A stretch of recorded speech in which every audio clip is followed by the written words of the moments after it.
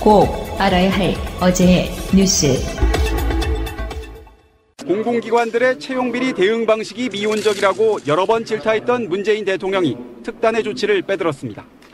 가담자나 부정합격자 처리에 소극적인 공공기관의 책임자에 대해서는 엄중히 책임을 물으라고 지시했습니다. 청와대는 첫 후속 조처로 강원랜드 부정합격 관련자 226명 전원을 직권 면직 등 인사조치하기로 했습니다. 검찰 수사와 산업통상자원부 조사에서 부정합격이 확인된 사람들인데 아직 검찰 기소 전이지만 일반 기업에서처럼 면직 처리부터 하고 개별 소송은 소송대로 대응하라는 겁니다. 감독기관인 산자부와 곧 협의에 나섭니다. 청와대 핵심 관계자는 법원 판결이 나온 뒤에 조처하면 피해 구제 등에 대해 실질적 효과를 보지 못하기 때문이라고 설명했습니다. 실제 당시 입사 자료가 남아있지 않아 강원랜드 탈락자 구제도 쉽지 않은 상황입니다. 청와대는 사법 처리 전이라도 면직 처분을 내리도록 한 이번 방침을 다른 공공기관과 준공공기관까지 확대하는 데 정부 역할을 아끼지 않겠다고 밝혔습니다. 청와대는 다만 이번 조처가 야당 의원들이 관련된 강원랜드 채용비리 수사와는 별개라고 선을 그었습니다. 귀국한 정의용 안보실장은 남북, 북미 정상회담에 대한 중국과 러시아 지도자들의 확고한 지지를 확인했다고 밝혔습니다. 그러면서 시진핑 중국 주석이 면담할 때 했던 발언을 소개했습니다. 단단했던 얼음이 녹으면 따뜻한 봄이 오고 꽃이 핀다는 말을 소개를 하면서 지금의 한반도 상황이 이와 같다라고 하면서 앞으로 적극 지지하겠다고 했습니다. 러시아에선 대선을 앞둔 푸틴 대통령을 만나진 못했지만 고위 당국자들로부터 푸틴 대통령의 높은 관심과 지지 의사를 전달받았다고 밝혔습니다. 정 실장과 서훈 국정원장은 문 대통령에게 주변국 방문 결과를 보고했습니다. 문 대통령은 정상회담을 차질 없이 준비해 주변국뿐 아니라 전 세계적인 지지를 받을 수 있도록 노력해달라고 답했습니다. 정상회담 준비위원회는 내일 공식 출범합니다. 임종석 청와대 비서실장이 위원장, 조명균 통일장관이 총괄 간사를 맡았고 청와대 안보실장과 정책실장, 외교 국방장관, 국정원장, 국무조정실장이 위원으로 참여합니다. 2007년 남북 정상회담에선 경제, 문화, 법무 등의 주무장관도 참여했지만 이번엔 외교 안보 라인을 중심으로 조직을 단순화했다고 청와대는 설명했습니다. 경제부총리가 제외된 건 남북 경협 대신 비핵화와 평화 정착 등에 논의가 집중될 것임을 예고하는 인선으로 보입니다. 남북 합의와 특사 외교의 후속 조치로 미국을 방문해 한미 간 현안을 조율할 예정인 강경화 외교부 장관은 오늘 미국으로 떠났습니다. 정봉주 전 의원은 복당을 신청한 뒤 당적 박탈 이유를 상세히 설명했습니다. 이명박 정부 때 당을 위해 활동하다 그렇게 됐다는 걸 강조한 겁니다. 당적을 멸실된 게 BBK를 폭로했다는 이유로 실형을 사는 것입니다. 원인이 사라졌다고 한다면 복당은 자연스럽게 받아들여져야 된다. 하지만 정 전 의원 복당의 관건은 최근 불거진 성추행 의혹의 사실 여부입니다. 정 전 의원은 허위 사실이 분명하다며 이 문제는 일단 복당이 이루어진 뒤에 별도로 다뤄져야 한다고 주장했습니다. 당 지도부의 분위기는 정 전 의원 생각과 다릅니다. 당 고위 관계자는 복당이란 게 상징성이 있기 때문에 쉽게 결정할 수 없다며 수사 결과 발표 때까지 정 전 의원 복당에 대해선 보류 결정을 내릴 가능성이 크다고 말했습니다. 방송 중간에 좋아요를 눌러주시면 새날팀들에게 큰 힘이 됩니다. 미리 감사합니다. 트위터가 진짜 언론입니다.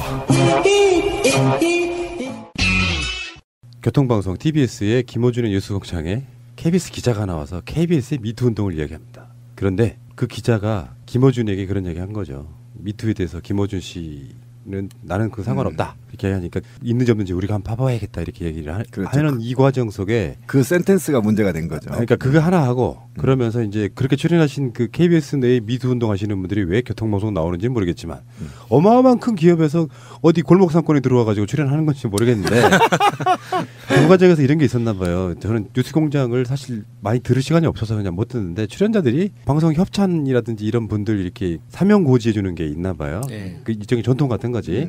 근데 그걸 하라 그랬는데 우리는 못한다 한 거예요. 그런 상황에서 방송국에 가면은요, 그건 라디오 방송이라서 좀 다르겠습니다만 제작진들이 있는 곳, 뭐 TV 방송 같으면 부조가 있고요. 라디오 방송 같은 경우에 이제 부스 바깥에 있는 사람들 입장에서 그걸 안 한다고 하니까 약간 욕을 했나 봐요. 담당 PD가. 네.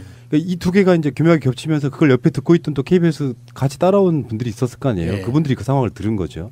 그러니까 이제 이게 담당 PD는 이제 직위 해제되고 그리고 이제 그 박에스더라고 하는 기자는 지금 악플에 시달리고 이런 상황이 됐는데 아쉬운 게 TBS 교통방송이 평소에 있는 공익 광고 외에는 광고를 못하게 돼 있다고 하더라고요. 그래서 명절 연휴를 비롯한 정해진 날짜가 있어요. 그 정식으로 광고할 수 있는. 그래서 그때 출연한 게스트들한테 광고 협찬 멘트 있잖아요. 그거를 읽어달라고 부탁하는 게 일종의 뭐 암묵적인 협의, 작은 이벤트 이런 분위기였거든요. 근데 이제 평소에 계속 꾸준하게 이제 뉴스공장을 들어오던 청취자 중에 한 명으로서 굉장히 좀 좋아 보였거든요. 게스트들이 뉴스공장이 잘 되길 바라는 마음으로 협찬 멘트를 읽어주는 거잖아요. 그런데 그 당시 그 청취자들 이야기로는 KBS 기자들이 우리는 공영방송 소속이기 때문에 우리의 공영성을 해칠 수가 있어서 광고 멘트를 읽을 수 없다고 했다는 거예요. 제가 뉴스공장을 잘 듣지 못하는데 공교롭게 제가 들었던 방송인 거예요, 이게. 네.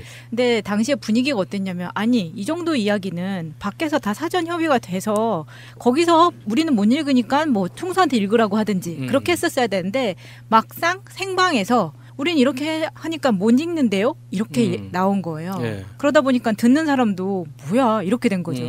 그러니까 당연히 부스 밖에서도 PD는 열이 받았을 그렇죠. 거 아니에요. 예, 제대로 예. 전달이 안 됐고 예. 생방 불 들어왔는데 저딴 말을 해.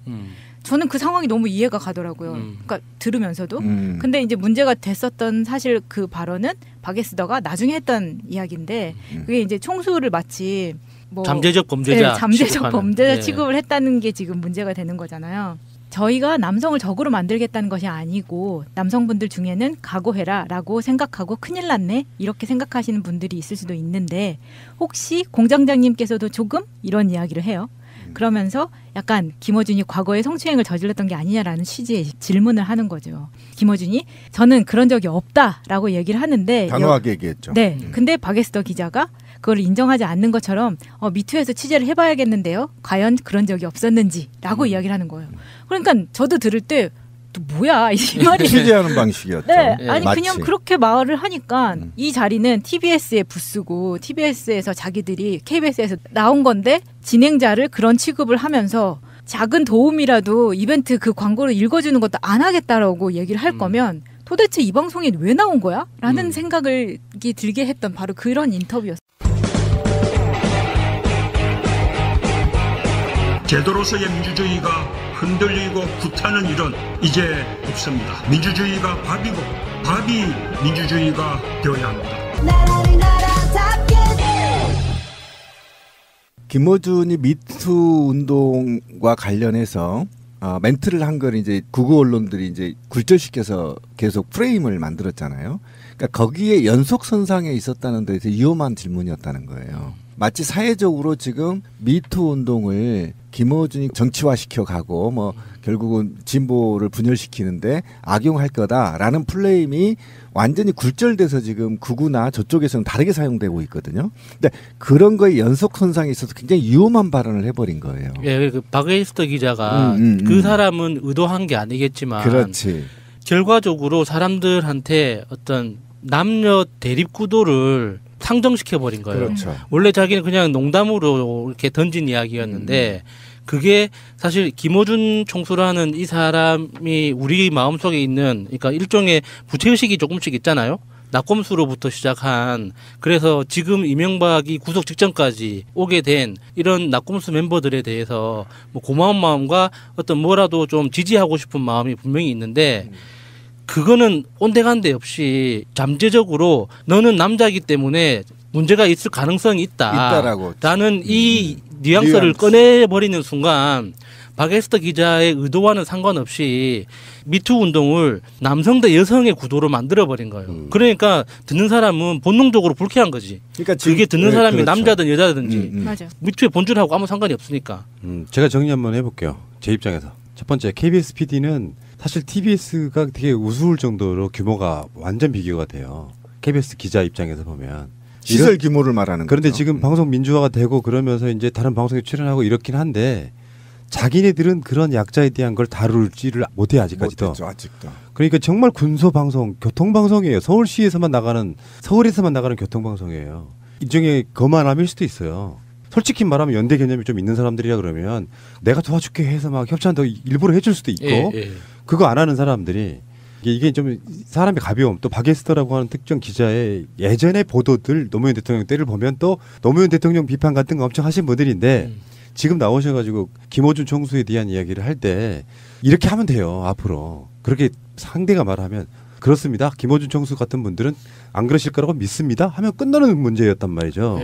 근데 거기서 자기가 굳이 그렇게까지 꺼내면서까지 이야기를 꺼내는 건 사실 사적이었다는 거예요. 불필요하다는 거죠. 그렇죠. 그것이 대본에 있었을 리도 없고요. 근데 그게 말을 좀 잘 꺼냈는데 우리 권 PD가 사실은요. 이거 그냥 농담으로 넘어갈 수 있어요. 그죠? 보통 때였으면 넘어갈 수 있어요. 더 심한 말도 넘어갈 수 있어요. 왜냐하면 김어준의 캐릭터가 유머가 있기 때문이에요. 넘어갈 수 있었는데 왜 이번에는 넘어가지 못하느냐면 사회가 지금 굉장히 미투 운동으로서 경직돼 가고 있다란 말이에요. 그리고 이 부분이 아까 우리 야수님이 얘기한 대로 남자를 잠재적 범죄자로 다 취급해버리는 것들을 비롯해서 모든 게 지금 문제란 말이에요. 그리고 지금 서거리 기자 같은 경우가 문제가 생긴 게 뭐냐면 사실은 기자가 기본적으로 갖춰야 될 기자 윤리 강령 플러스 확인 그러니까 사실 확인. 기자라면 사실 확인 미친 듯이 하고 그것이 OW1H라는 거에 부합해야 되거든요. 정확히 그게 기자거든요. 그런데 그것에 한번 잘못해서 미투 운동이 마치 그 미투 운동 전체가 방향이 틀어져 버린 역할을 했는데 거기다가 박에스더 기자가 또 더 연거서 사회적으로 완전히 미투 운동을 굴절시켜 버리는 역할을 했다는 데 대해서도 미투 운동 측면에서도 좋지 않고요. 맞아요. 예, 맞는 거죠. 그다음에 제가 볼 때는 이 박에스더 기자가 미투 운동의 본질을 명확하게 뚫고 오지 못했다. 만약에 몸속에 체화되어 있었다면 이 질문이 여기서 나오면 안 되는 겁니다. 예. 제가 그걸 지적하고 싶다는 거예요. 그래서 저는 기사는 누구나 쓸 수 있다. 근데 기자는 누구나 될 수 없다. 이게 저 이번에 뼈저리게 넌 느꼈다. 예. 이 박에스더 기자가 이 발언을 이렇게 터뜨린 것은 이건 굉장한 폭력이거든요. 어떻게 보면 폭력이죠. 예. 이게 성추행보다 더 심한 폭력이고요. 예, 이런 사람들이 사회적 소수 약자를 대변해서 무엇인가 프로그램을 만든다는 것 자체가 언어도 아니고요. 하면 안 되는 사람들이에요. 이런 사람들이 손댈 게 아닙니다. 이런 거는. 지금 뭐 박에스더 기자가 과거에 했던 행적들이 속속들이 올라오면서 지금 좀 곤란한 입장이 있을 것 같은데 예를 들어서 미시 USA 같이 우리 미국 교포들이 있었던 그런 방송에서의 이야기를 보면요. 이명박근혜 시절에 교포들이 모여서 시위를 하면은 거기에 빨갱이라는 말을 직접 했다는 거예요. 그 목격담이 올라와 있기도 했었고요. 박에스더가요? 네. 그리고 실제로 그 당시에 라디오를 진행을 할 때는 노무현 대통령이 라고 이렇게 얘기를 했지만 이명박 할 때는 이명박 대통령께서 라고 존칭이 완전히 달랐다는 거예요. 그래서 2008년 당시에 이 박에스더 기자에게 민원을 요청하는 글들이 당시에도 쇄도를 했었는데 그때의 글들이 캡처가 돼서 지금 막 SNS에서 돌아다니는 그러면 박에스더는 거의 그 KBS의 배현진급이네요. 뭐 그 정도는 아니더라도 어쨌든 그런 정도의 이 사람이 과거에 어떤 성향을 갖고 있는지를 볼 수가 있었던 거고 그게 저희 분석이 맞았나요? 그러니까 뭐냐면 아직 진보 민주 시대에 살아갈 수 있는 마인드와 철학이 부재하다. 예, 그런 분들이 이제 뭐 자기 방송도 아니고 사실은 KBS가 보면요 TBS도 팟캐스트급이에요. 아 근데 영향력은 1위잖아요. 아 그러니까 네. 그들이 보기엔 그런 그렇죠. 거예요. 그러니까 네. 시대가 바뀌었어요. KBS의 MBC의 방송을 신뢰하지 않아요. 그래서 TBS에 나오는 거 아니에요. 그런 관점으로 봤을 때는 뭔가 좀 사실상 숨어 있는 또 다른 어떤 적폐가 어떤 운동을 통해 가지고 또 뭔가 다른 일을 하고 있는 그런 느낌이고요. 그래서 희화화되는 거죠. 네. KBS의 박에스터 이분이 계시다 그러면 얼마 전까지 MBC에 계셨던 바로 방송 적폐 배현진 씨는 적폐. 적폐? 아 그렇군요. 어쨌든 배현진 씨는 지금 이제 자유한국당 들어가서 배현진을 통해 가지고 홍준표나 자유한국당이 하고 싶은 말을 이제 하는 건데 배현진의 첫 임무가 좌파 정권의 방송 장악의 피해자를 지원하는 거다. 이게 말인지 막걸리인지. 그러니까 문재인 정부 들어서 방송 장악을 하려고 보니까 피해자가 생겼다는 거 아닙니까? 그 사람들을 지원하는 임무를 배현진이 할 거다 이런 거거든요. 완전 지금 방송 장악을 당했다는 거를 프레임화 시키는 작업 같아요. 그런 것도 있고요. 하나만 더 이야기할게요. 뭐냐면 이건 실질적으로 써먹을 수 있는 용도지만 사실 배현진을 송파을이 내려보내려면 각종 논란이 만들어져야 해요. 그래서 어차피 우리가 주장하는 걸 안 믿는 사람들은 빼고 흔히 말해서 오른쪽에 계신다는 지역을 향해서 배현진의 인지도를 계속 높여주고 있는 방식으로 일종의 이제 그런 식의 아젠다를 던지면서 계속 논란이 되게 만드는 이런 방식이라고 저는 생각 일단 해요. 노이즈 마케팅. 그렇죠. 일종의 노이즈 마케팅이죠. 그러니까 이 조직 자체가 배현진을 위해서 만들어 준 거죠. 그러니까 배현진을 입당시켜 가지고 환영회까지 열어줬는데 그 이후에 배현진이 할 일이 있어야 되는 거예요. 그래서 배현진에게 어떤 이런 위원회 하나를 만들어서 위원장직을 주는 거는 성급하거든요. 그러니까 일단 방송 장악, 그러니까 문재인 정권이 방송을 장악하고 있다라는 기본 프레임 안에서 배현진한테 일종의 트레이닝이 필요한 거예요. 이 사람이 정치 활동을 한 번도 안 해봤기 때문에 실제로 정치 활동이 이런 거다. 그래서 이런 식으로 노출이 되고 당원들하고는 이런 식으로 협조를 해서 당무 활동이라는 게 이루어진다라는 걸 훈련을 시켜야지 실제로 선거에 나갔을 때 써먹을 수가 있는 거죠. 그러니까 내일의 정미용을 키우고 있는 겁니다. 네, 맞습니다. 예. 자, 근데 여기서 지금 자유한국당이 이 좌파 정권 방송장악 피해자 지원특위를 구성하면서 내놨던 말이 완전 코미디예요. 전이인호 KBS 이사장, 고영주 방송문화진흥회 이사장, 강규형 KBS 이사 등 문재인 정권 언론노조 피해자를 지원하고 방송계 미투 피해자 등을 지원하기로 한다. 그러니까 지금 여기에 고영주, 이인호, 강규형 이런 사람들이 문재인 정권 언론노조 피해자예요? 일단? 그렇게 규정하고 있는 것 같습니다. 근데 그 추가로 그 합류되는 그 피해자 대책위원회 추가로 합류되는 인사들도 좀 불러주실래요? 그 할 얘기가 있어요. 여기에 이제 특위위원장으로요. 그렇죠. 서울신문 기자 출신의 박대출 의원. 이분은 이제 은행에 가면은 대출 잘 나온다는 네, 거예요. 그냥 막 나온다는 거예요. 네. 막 대출. 네. 그리고 간사에는 유명한 민경욱 의원. 여러분 이름을 반드시 기억하십시오. 그리고 조선일보 편집국장 출신의 강효상. 그리고 강효상. 네. 그리고 김진태, 전희경 의원이 위원으로 진상들만 모아놓는. 자, 이제 이 이름을 기억하셔야 돼요. 박대출, 민경욱, 강효상, 김진태, 전희경? 친박이요? 그렇죠. 친박과 MB 때 방송을 장악했던 자들입니다. 그리고 종북 메카시를 확산시켰던 주 장본인들이고요. 사회 정의를 취재하는 데 있어서 방해했던 자들이거든요. 세월호니 천안함이니 모두 다. 그런데 그들이 한 곳에 모였어요. 아싸. 와, 대단하지 않습니까? 네, 가두리입니다. 근데 저는 계속 항상 배현진을 주목하고 있는데 배현진은 이제 이 특위를 통해서 정말 화들짝 놀랄 겁니다. 정치가 이런 거구나. 그렇지. 이게 보통 이렇게 언론을 통해서 노출되는 정치인들의 모습을 보면 이게 항상 정리되고 갖추어진 모습만 보잖아요. 근데 현실에서의 정치는 정말 당이라는 곳은 당을 어떤 욕하는 게 아니에요. 당은 당원한테 임무만 주지 그 임무 외에는 아무것도 안 줍니다. 내가 해야 돼요. 내가 먹는 거, 이동하는 거, 입는 거, 이야기하는 모든 소요되는 비용을 내가 책임져야 되는 거예요. 그러니까 배현진은 거기에서부터 아마 멘붕이 올 거예요. 내가 지금 무슨 짓을 하고 있는 건가. 이게 한번 해보면서 나중에 지방선거 할 때 보궐선거 같이 하잖아요.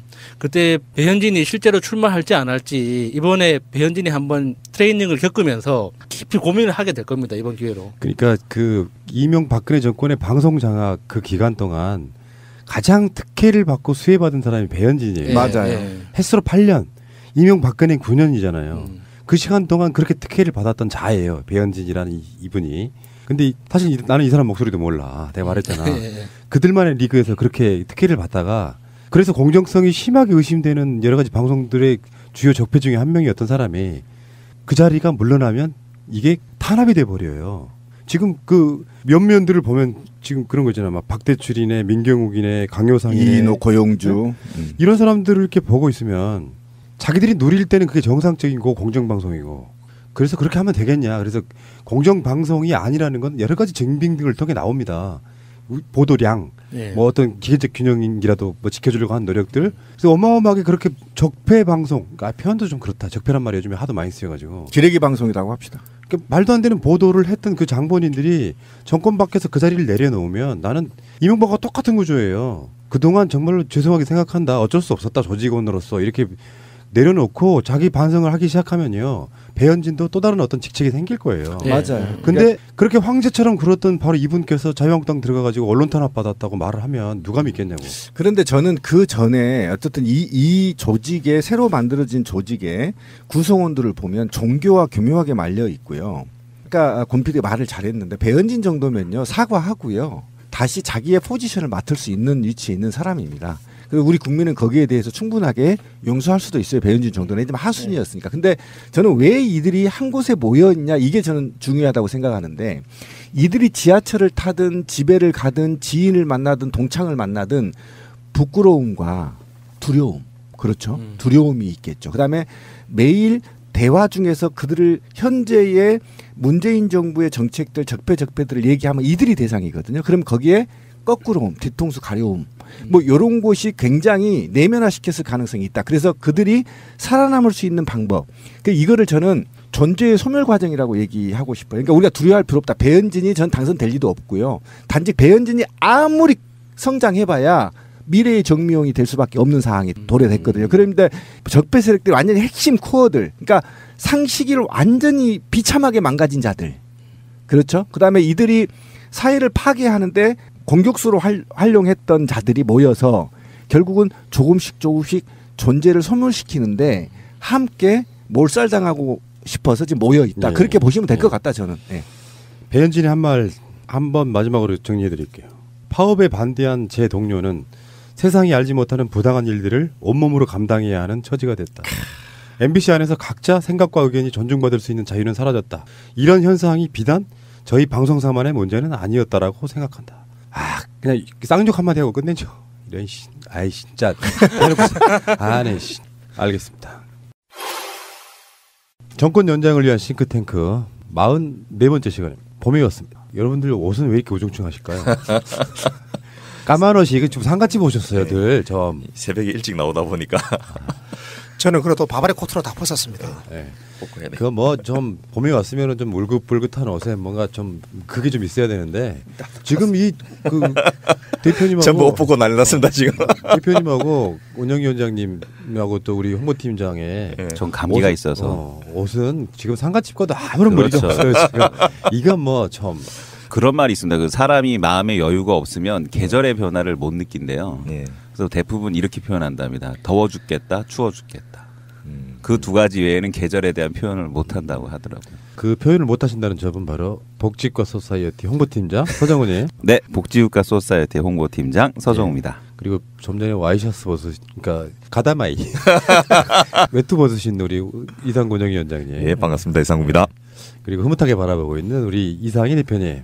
안녕하세요, 이상입니다. 그리고 한 분 더 나오셨는데요. 오늘 또 재밌는 얘기가 많을 것 같습니다. 고병수 원장님이신데요. 고병수 원장님은 우리 운영위원장님이 소개해 주시죠. 예, 우리 고 원장님께서는 가정의학과 전문입니다. 저희 같은 이 비임상 과목이 아니고 정말 임상을 하신 선생님이시고요. 2000년부터 2008년까지 서울 구로에서 이제 동네원을 운영을 하시면서 직접 구로 건강복지센터와 같이 해서 홀몸 어르신이나 장애인들을 방문 진료하고 지금은 이제 제주도에서 탑동에 계시다고 그랬죠. 365원을 하고 계신데 임상 의사로서 직접 진료를 할 뿐 아니라 또 새로운 사회를 여는 연구원이라는 싱크탱크 유명한 진보진영 싱크탱크 이사장도 겸직하고 있고요. 오늘은 우리나라에서 주치제도를 도입을 목적으로 하는 1차 보건의료 학회의 회원으로서 오랫동안 활동하셨는데 장애인 주치제도를 도입하는 보건복지부의 장애인 건강관리 의사제도 TF에서 직접 활동하셨기 때문에 이 장애인 주치제도, 장애인 건강관리 의사제도를 설명하기 위해서 오늘 특별히 모셨습니다. 장애인 정책과 관련한 제주도의 책에 봐라 이렇게. 그렇습니다. 우리 고병수 원장님은 책도 쓰셨는데요. 그 저자십니다.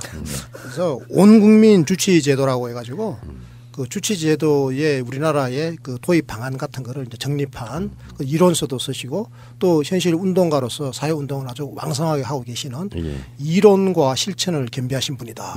아직까지 목소리 한 번 못 섞으시고 계신데, 자 원장님 어서 오십시오. 부끄럽습니다. 이따가 이제 많은 말씀 나누실 텐데 제주도에도 봄이 왔나요?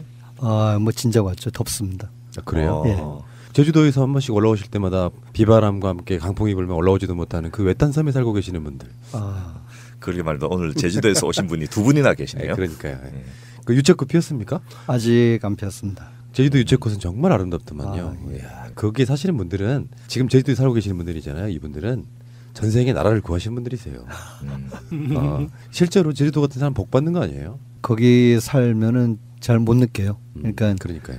뭐 육지권에 있다가 다른 데 있다가 제주도 가면 아 좋다는 느낌인데 계속 거기 살면은 그렇구나 그냥 그런 느낌밖에 없어가지고 무덤덤해지는 거죠. 감동이 적어집니다. 서울에 올라오셔가지고 이번에 예. 아 내가 천국에 살고 있구나라고 느끼고 가시기 바랍니다. 그 제주도에 사시는 분들이 본인이 느끼지 않지만 다른 사람들이 못 느끼는 단어 중에 하나가 육지라는 단어더라고요. 육지. 네, 육지에 사시는 분들 그럼 제주도에서는 제주도 바깥에 있는 사람을 육지라고 그러더라고요. 맞습니다. 그게 제주도만 쓰는 말이 아니고 그 섬에 있는 사람들은 다 네. 그렇게 씁니다. 원래는 제주도에 태어나신 건 아니시잖아요. 저 고씨 왕족입니다. 아 그러세요? 고을라, 양을라, 부을라. 그럼 고향으로 다시 내려가신 거예요? 예예. 아 서울에 한 오래 있다가. 서울에서 특히 뭐 의사 직업을 가지신 분들이 고향 가기 쉽지 않은데요.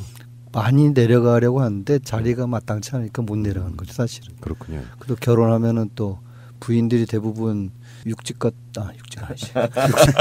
육지 여자들 없기 때문에 그러면은 대 안 내려가려고 그래요. 네. 그래서 못 내려가는. 그럼 사모님은 지금 원래 육지 여자분하고 결혼하신 거예요? 서울. 그래 내려가신다고 하시던가요? 육지 것들 그런다고. 거짓말 쳤죠 뭐. 아, 천국이다. 날씨 따뜻하고 얼마나 좋냐 해서 내려가기 딱 해가지고 했는데 겨울 한번 당하더니만 제주도도 춥네 하면서. 아 그렇군요. 제주도는 그 겨울에 바람이 많이 불잖아요. 그러니까 실제로 온도는 기온은 서울보다 10도 정도가 늘 평균적으로 더 높은데 근데 체감하는 게죠. 체감하는 게 좀 추워요. 근데 차 안에 있으면 덥고 차문 열고 나가면 좀 춥고 그래요. 그러네. 제주도가 한라산 이쪽 말고는 영하로 잘 안 내려가지 않습니까? 거의 안 내려가죠. 예, 한라산 올라가야 이제 영하가 나오죠. 사실은 제주도라는 섬은요 한라산이에요. 그렇죠. 만들어진 거 원래 한라산이 제주도죠. 그러니까 한라산에 살고 계시는 거예요. 그렇죠. 한라산의 밑에 쪽, 위쪽 이렇게. 우리 프로나무 진짜 똑똑해. 근데 저렇게 지리학에 대해서 능통하게 됐지. 아니 저는 모르는 게 없잖아요. 그렇네. 제가 전생에 나라를 구한 사람이. 가만 생각해 보니까 진짜 제주도가 한라산이네. 그렇죠. 한라산 자락에 사는지 중턱에 사는지 그 차이네. 제가 지난 추석 때 제주도 갔었잖아요. 네. 느꼈던 거는 정말 오랜만에 갔거든요. 여기 사시는 분들이 정말로 나라를 구하시는 분들이 살고 있구나. 전 그렇게 느꼈어요. 그러니까 예전에 4.3 이런 이야기가 뭐 또 다른 문제인 거고 현재 제주도 사시는 분들은 본인들은 못 느끼신다 그러지만 사실 지금 서울에 사는 사람들이요. 전생에 나라 팔아먹은 내국노들이에요. 뭐 개고생하는 거죠. 네. 자, 알겠습니다.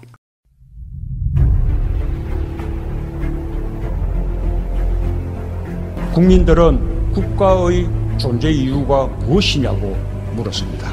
어려울 때 국가가 든든하게 지켜주고 있다는 믿음을 주어야 합니다. 그것이 국가의 존재 이유입니다. 자, 퀴즈맨. 예, 정말 이제 봄인 것 같습니다. 저희 새날의 거북이 방송, 느리지만 가장 멀리 갈 방송, 네, 정권 연장 싱크테크. 감탄사가 나올 줄 알았더니 아무도 안 나오고 있습니다. 표현 괜찮지 않습니까? 좋아요. 연구 많이 했습니다. 거북이 방송. 편집해가지고 감탄사를 거기 바로 넣어드릴게요.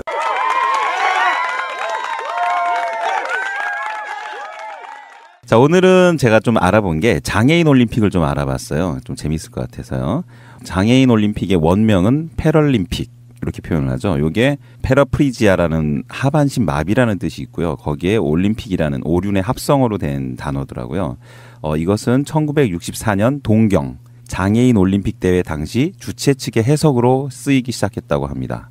그 뒤 올림픽과 함께 장애인 올림픽 대회가 거듭되면서 참가 선수 폭이 넓어지고 척추 장애 이외에 시각장애, 뇌성마비, 절단 및 기타 장애인 등 전반적인 장애인을 포괄하게 되자 국제장애인 올림픽 위원회에서는 공식 해석을 함께 패러 단어와 함께 라틴 단어로 재정의했습니다. 이렇게 했는데 뭐 내용은 많은데요. 이 정도로만 말씀드리면 될 것 같습니다. 자, 이번 회차 이 칼럼에서 이제 98회, 99 이제 좀 있으면 100회입니다. 자, 98회는 정치 불신과 분권형 개헌. 예, 문재인 대통령이 오늘 발표했는데, 자, 99회 요양시설은 넘쳐나는데 길 잃은 치매 노인들 이렇게 두 가지를 다뤘습니다. 마찬가지로 팟빵에서 이상희로 검색하셔서 다운로드와 댓글 부탁드리겠습니다. 자, 지난주 문제. 이번 근로기준법 개정안의 핵심은 노동시간 단축입니다. 주당 평균 68시간에 이르던 법정 최대 노동시간을 줄이는 것인데요. 얼마로 줄어드는 것일까요? 정답은 3번 52시간이었습니다. 자, 이번 주 문제, 오늘 초대 손님과 관련된 문제를 준비했습니다. 2015년 12월 29일 공포된 장애인 건강권 및 의료 접근성 보장에 관한 법률 제16조 1항에서는 국가 및 지방자치단체는 장애 정도가 심하여 건강에 대한 특별한 보호가 필요한 장애인, 즉 중증 장애인에 대하여 이 제도를 시행할 수 있다고 명시하고 있다. 또한 장애인 건강주치 제도의 대상이 되는 중증 장애인의 범위 및 내용 등의 필요한 사항은 대통령령으로 정하도록 하고 있다. 이 제도는 무엇일까요? 1번 장애인 건강주치 제도, 2번 장애인 건강 주성치 제도, 4번 소림축구 주성치 감독 제도. 억지로 참고 계시지 마시고요. 웃길 때 웃으세요. 아주 훌륭하십니다. 예. 확 들어오네 그냥. 고생하셨고요. 저 같은 원론주의자들은 그렇게 장난치면 기분이 확 나빠집니다. 그렇습니까? 하긴 이게 오염시키는 거예요. 훼손시키는 거. 근데 이렇게 함으로써 원래 기억은 확실히 되겠구만요. 기억을 확실히 할 수 있게 하는 또 전달 효과가 있기 때문에. 저는 그런 제도가 있다는 거를 단어만 듣고도 오늘 사실상 처음 듣는 거거든요. 네. 효과는 굉장히 좋다고 보고 고민하시느라 고생하셨고요. 네. 정답은 팟빵 이칼람 네. 게시판이나 복지꽃 소사이어티 페이스북 페이지에 달아주시기 바랍니다. 네, 제가 질문을 올려놓습니다. 거기에 달아주십시오. 잠시 후에 오겠습니다. 지금 원래는요 오늘 방송은 근로기준법 개정안 지난주에 한번 이야기했고요. 거기 효과를 이야기를 하려고 했습니다. 근데 지금 장애인 올림픽이 시작됐단 말이죠. 패럴림픽이. 그래서 거기 관련된 이슈를 한번 다루고 다음 주에 근로기준법 개정안 관련한 효과 부분을 이야기 좀 하겠습니다. 원장님이 보니까 서울에서도 동네 병원 하시면서 복지시설과 연계해가지고 굉장히 좋은 일들을 많이 하셨는데 그게 그냥 시작하신 건 아닐 것 같고요. 대한민국 최상위 어떤 직업군으로서 그런 일을 하시긴 쉽지 않을 거라고 생각이 들거든요. 그 계기랄까 이런 것 좀 말씀해 주십시오. 대한민국에 있는 의사들이 좀 이기적이고 자기만 알고 수가 중심의 어떤 이익만 밝히는 사람들이라고 생각하기 쉬운데 그래서 욕을 많이 먹습니다. 이게 의학분업 이후에 생겨난 현상들인데 근데 사실은 저도 그렇게 생각했죠. 그렇게 생각했는데 외국에 나가서 직접 그쪽 의사들하고 대화해보고 또 우리나라 130년 된 서양의학이지만 의료 역사를 이렇게 공부하다 보니까는 전혀 잘못된 거더라고요. 그러니까 나중에 편집할 거죠. 아니요. 왜냐하면은 외국의 의사들도 돈 밝혀요. 외국의 의사들도 자기 문제가 잘 해결이 안 되면 데모하고 그렇습니다. 우리는 우리만 안다고 이기적이라고 그 얘기하는 그 부분이 잘못된 거예요. 전제가. 누구나 그렇습니다. 근데 외국하고 우리가 뭐가 다르냐면은 거기는 보건의료 정책이라든지 1차 의료 정책들이 어느 정도 잘 자리가 잡혀서 의사들이 거기에 많이 동조하는데 우리나라는 계속 130년 동안 자영업자 의식으로 자랐습니다. 한 번도 공적 관계를 맺어본 적이 없어요. 그러다 보니까 이 사람들이 국가에서 아니면 어떤 공공의 문제를 들고 나오면은 돈 한 푼 주지 않으면서 왜 우리한테 강요하느냐 이런 식으로 하는 거죠. 그건 당연하다고 봅니다. 딱 한 번 1977년 이후에 건강보험 만들어진 거 하나가 공적 관계를 맺은 것밖에 없어요. 그 외에는 국가나 공적인 관계를 의사들하고 맺어본 적이 없습니다. 뭘 하려고 하면 자꾸 갈등이 생기는 거죠. 이러한 역사적 바탕을 이해하지 않으면은 자꾸 아까 같은 말씀이 나오는 거예요. 의사들이 이기적이다. 이건 상당히 문제의식입니다. 기자들도 그런 식으로 기사를 써가지고 저랑 대판 싸워서 자꾸 기획을 바꾼 적이 있는데 그러니까 제대로 된 인식을 시작하기 때문에 이거는 근본적인 문제인 거고 그래서 의사들하고 공적인 관계를 맺으려고 많이 노력을 해야 됩니다. 의사들도 이제 그런 것들에 좀 같이 해야 되고 그런 바탕을 이해하지 않으면 자꾸 이상하게 얘기가 되죠. 외국도 똑같아요. 의사들이. 각설하고. 저의 그 의도랄까 이런 거는 의사분들이 훌륭하신 분들이 많다는 건 바로 제가 직접 체험하고 있는데 일반적인 청취자 입장에서는 그런 고정관념 갖고 계시는데 그게 잘못된 거다는 의도로 말씀드린 거예요. 전제는 그렇게 말씀 좀 반론권을 주셔서 고맙습니다. 제가 그 2000년 처음 구로 그때는 막 개발하기 시작할 때였습니다. 그때까지만 해도 이제 막 옛날 살던 호르몬 집들을 다 없애고 새 아파트 세우려고 막 그럴 시기인데 거기에다가 개원을 처음 해가지고 처음에는 뭐 다 똑같죠. 뭐 선배들로부터 들은 얘기가 의사들이 성공한 의사란 환자들이 많이 나서 수입이 많았고 그런 병원이 잘 되는 데고 성공 의사다 이런 생각을 했었는데 지내다 보니까는 지역에서 어려운 사람들이 꽤 많더라고요. 옛날부터 거기 살았던 사람들. 그래서 그 구로건강복지센터라고 있는데 거기랑 같이 결합해가지고 그 홀몸 어르신들은 뭐 거동하기 힘드신 장애인들 대상으로 좀 방문 진료를 해주십사 부탁이 와서 제 진료 시간에는 맞지 않지만은 그럼 저녁에 끝나고 하겠다. 7시 8시쯤에 끝나서 돌겠다. 그리고 토요일날 일요일 시간 날 때 돌겠다 해서 보통 그렇게 일주일에 한 번 방문 진료하면은 한 2시간 걸립니다. 짧게 잡아도 찾아가고 뭐 문진하고 얘기하고 듣고 진찰하고 뭐 이런저런. 그래서 일주일에 겨우 한 3집 4집 정도 가는 정도 이렇게 했는데 그나마 그냥 구로에 있는 그 지역에서 했기 때문에 처음에는 뭐 제가 무슨 뭐 대단한 정신을 가지고 있고 아니면은 뭐 이타적인 생각을 가지고 이렇게 시작하지는 않았고 나도 그냥 지역에서 뭔가 해보고 싶다는 생각이 있었고 그걸 제안이 들어와서 그냥 우연히 하기 시작했던 거죠. 예. 특정 전문 분야에서 저라도 그럴 것 같아요. 저는 이건 어떤 의사 집단의 문제가 아니라 보통의 상식을 갖고 있는 사람이라면 내가 의료 기술을 갖고 있는 사람이잖아요. 그러면 왜 우리가 그 선서 같은 거 하잖아요. 의사분들 하시는 거 뭐죠? 그거 정확히 말하면. 히포크라테스 선서. 전 안 했습니다. 사진 찍느라고. 네. 그런 관점에서 봤을 때는 그게 정상적인 거라고 생각이 들어요. 뭐 돈 많이 버냐 이건 두 번째 문제고. 근데 그게 이제 아까 말씀하신 거에 좀 서운하신 모양인데 그러니까 감정적 입장에서는 한국 사람들은 그 노블리스 오블리주 같은 관점에서 보면 이렇게 하시는 분들이 있음에도 불구하고 또 그렇지 않은 쪽에 대고 이제 욕을 하는 부분이 좀 있다고 보는데 어쨌건 그게 현실로 실천으로 옮겨지고 있는 부분들은 생각보다는 굉장히 저는 엄청난 일이라고 생각을 하거든요. 다 그렇지 않으니까. 현실적으로 이 장애인이나 이렇게 소외받는 분들을 본다는 말은 경제적인 손해를 감수해야 된다는 이야기이기 때문에 그렇게 선뜻 결정하기가 쉽지가 않죠. 그때 일하면서 느꼈던 거는 정말 의료적인 측면, 즉 보건의료적인 측면에 어떤 행위가 필요하다. 뭐 도움이라고도 할 수 있고. 근데 그게 너무 없었어요. 그 당시에는. 근데 그러면서 또 느꼈던 거는 야 이거 시스템이 너무 형편없다. 그렇겠죠. 도대체 장애인들은 돈도 없지 어디 움직이지도 못하지 의료시설을 이용하기도 힘들지 대화도 안 되지 온갖 가지 어려움들을 가지고 있는데 한 개인 의사로서는 물론 다른 의사들도 몇 명 있었습니다. 같이 움직이시는 분들이 할 수 있는 게 별로 없었어요. 그냥 약이나 갖다 드리고 뭐 이 정도인데 다행히 이번에 장애인 건강권법이 만들어지면서 그걸 시스템이 만들어지게 된 게 상당히 다행인 거라고 생각하죠. 이제 이렇게 제도가 뒷받침된 것도 이제 원장님 같은 분들이 솔선수범해가지고 개인적 차원에서 지역 운동 차원에서 해본 거예요. 그런 것도 하다 있을 보니까 거예요. 아 이거를 제도적으로 관해서 공적 영역에서 먼저 시작해 줬으면 좋겠다. 그런 요구들이 생겨나지 않았겠습니까? 맞았습니다. 예, 그렇습니다. 제가 이 방송하면서 한 3년 가까이 또 다른 의사 선생하고 또 방송을 했잖아요. 의사는 어떤 존재인지 아세요? 여러분들 잘 모르실 것 같아요.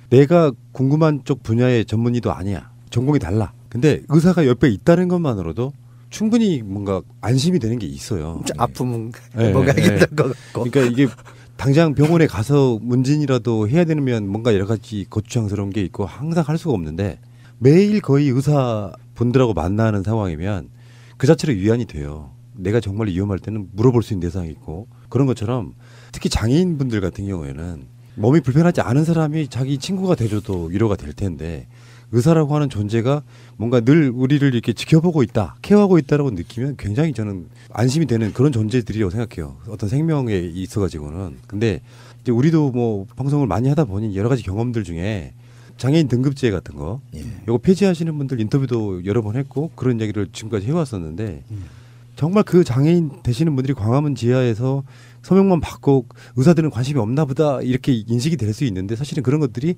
의사분들이 같이 이렇게 결합해서 이뤄낸 성과다 이렇게 보시면 맞을 것 같고요. 저는 이제 임상 의사로서 접근하기보다는 이제 정책적으로 접근을 했는데요.